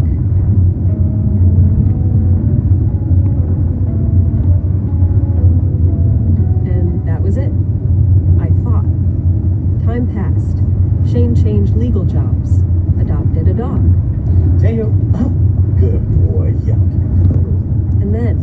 About 3 years later, in the spring of 2021, I got an email from Shane out of the blue. There was someone else looking to be unleashed from something holding her back. Look, I don't really know her story. Something that's been boxed up, and for Shane at least, untouched for more than 20 years. Do I think that my sister is capable of... Shane was reaching out to say that that question might finally get answered. Because the person who could settle it for him once and for all, she wanted to talk. And she wanted to talk to me. Coming up, Shane's sister.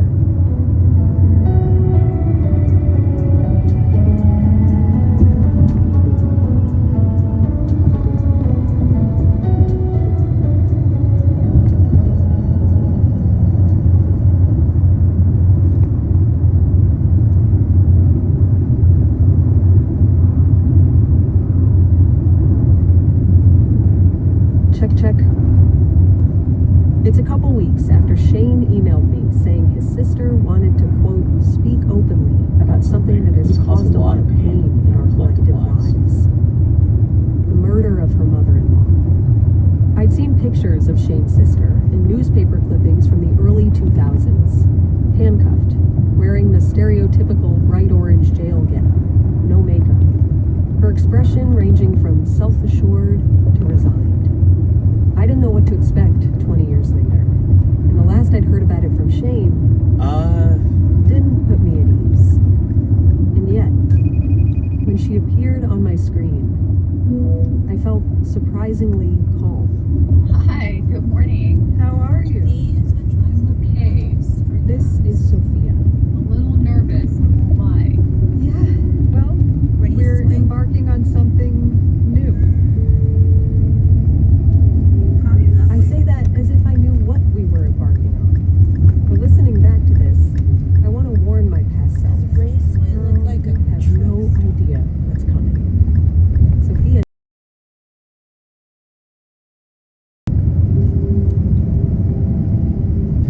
Sophia showed up to our first video call, looking nothing like the woman I'd seen in the newspapers. Her long jet black hair shiny and neat, her face impeccably made up, winged eyeliner, red lipstick, meticulously shaped eyebrows, and an almost airbrushed appearance that defied everything I knew about her life at that point. I wake up, I have usually several cups of coffee, and I'm watching the news. Do you guys want to fill up? She sounded so normal, sweet even. I do a little bit of gardening. I listen to music. She was talking to me from... Yeah, I can't say where she is. I can't say why, I can't say either. Yet. Nothing but The only thing I can do, because I'm at my bottom, is stand up for myself, because I have zero expectations that anyone else can do it for me. You're staying here. She feels held back from the life she had imagined for herself. A life that was really just starting 22 years ago. With a new husband of 4 months, new in-laws with whom she quickly became close. Then came January 5th, 2002. Sophia's mother-in-law, Marlene, was supposed to come over to her house for lunch that day. She didn't show. And when Sophia and her husband went over to Marlene's house to check on her, they found her lying on the basement floor. Marlene Johnson had been beaten to death. No, not yet. We're in, where's in here? We're in,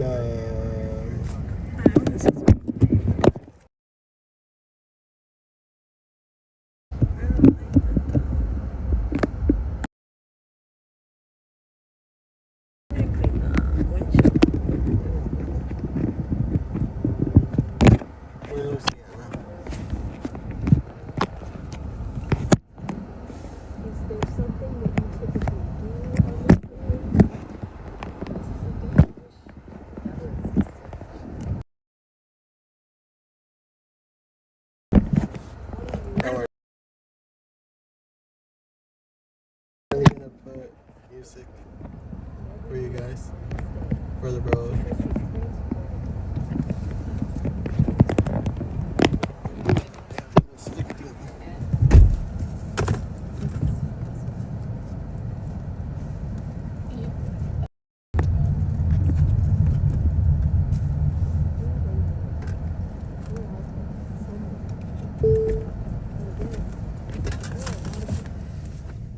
turn off the car.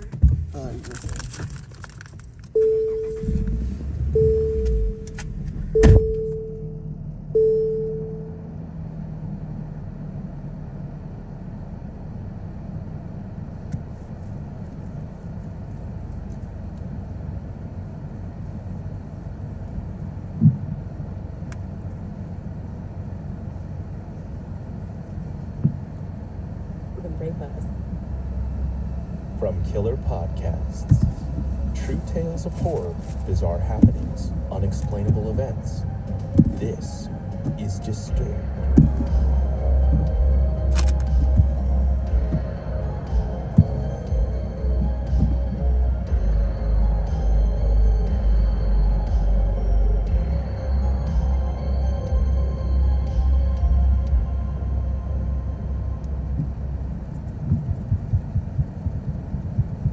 Hello and welcome back to the show.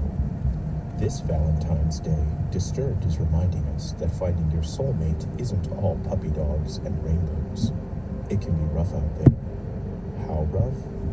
These stories of evil exes and disaster first dates are just the tip of the iceberg when it comes to the horror of finding love. Our first story is from Reddit user Abigail Williams, 1692. This time of year, when you give someone sweet nothings, you might end up getting sweet revenge. You forgot the middle. When I was 16, I decided to surprise my parents with a bouquet of flowers for Valentine's Day. We've always celebrated this as a family holiday rather than a romantic one. I didn't have a car to drive to a Florida.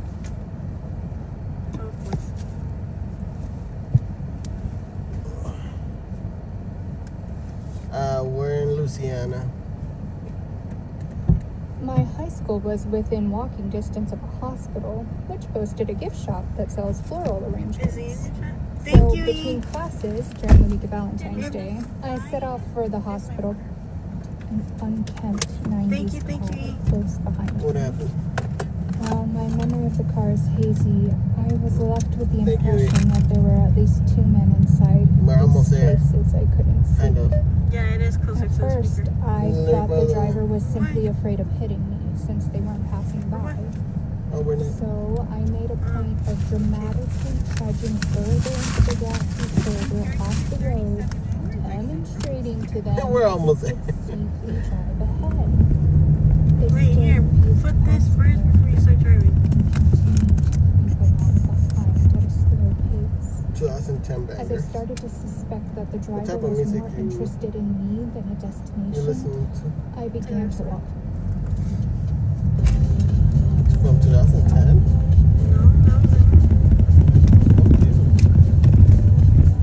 I'm gonna put it for stuff that's so she's like, oh, can I have can I have scary story?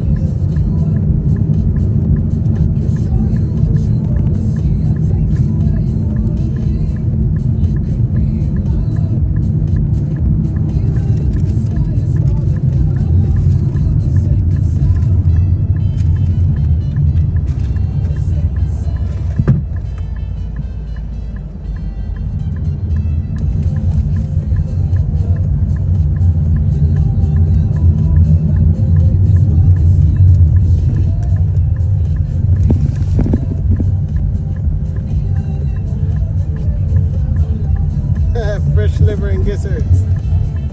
We ended up in my stay. Nice. Oh, Louisiana does have fried gizzards and liver.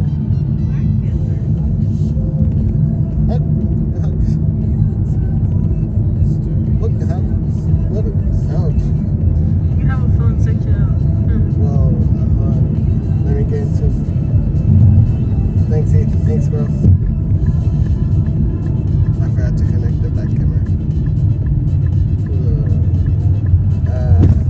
Guys, anyone know what gizzards are? Technically speaking.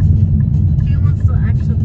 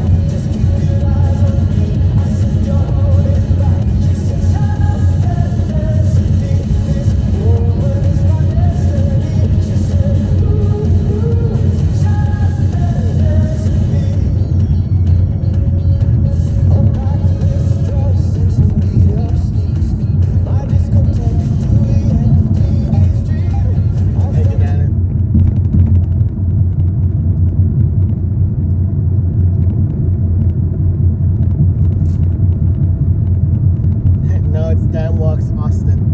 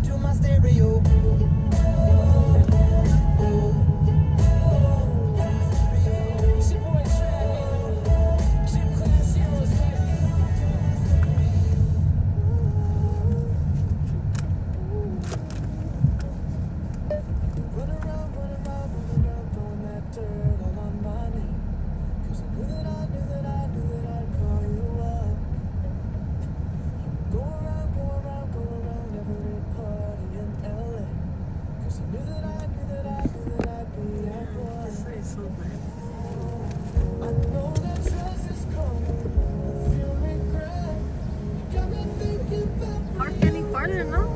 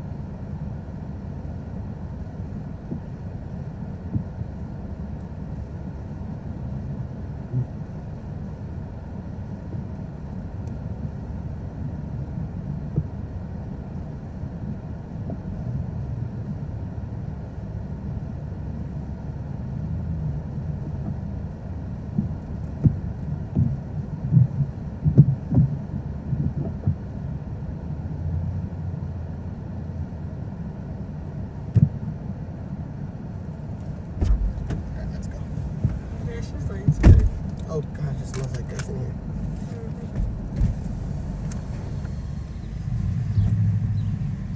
Why hang you guys up in the window? I guess I...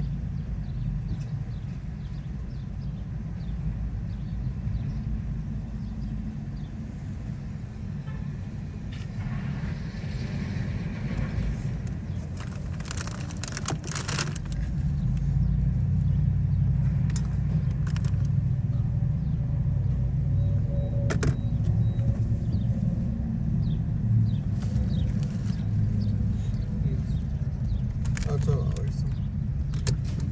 Yeah, we're gonna get down 6:22.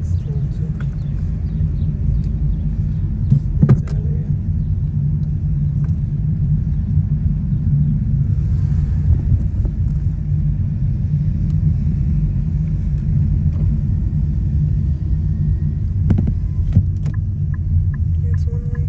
That's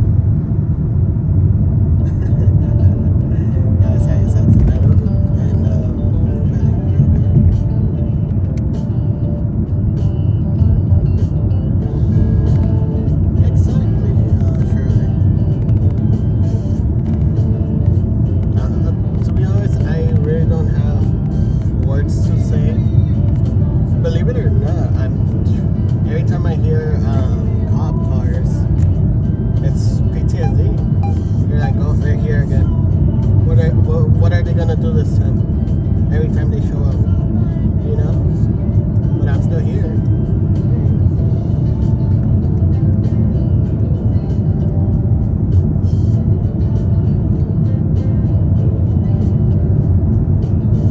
And well, it's funny because I guess I'm still here, right? But people think I'm doing it for clout. You really think I would have been doing it for clout or whatnot? I would still be here after getting arrested the first time. Like, come on. How dumb could you be to think that? In general.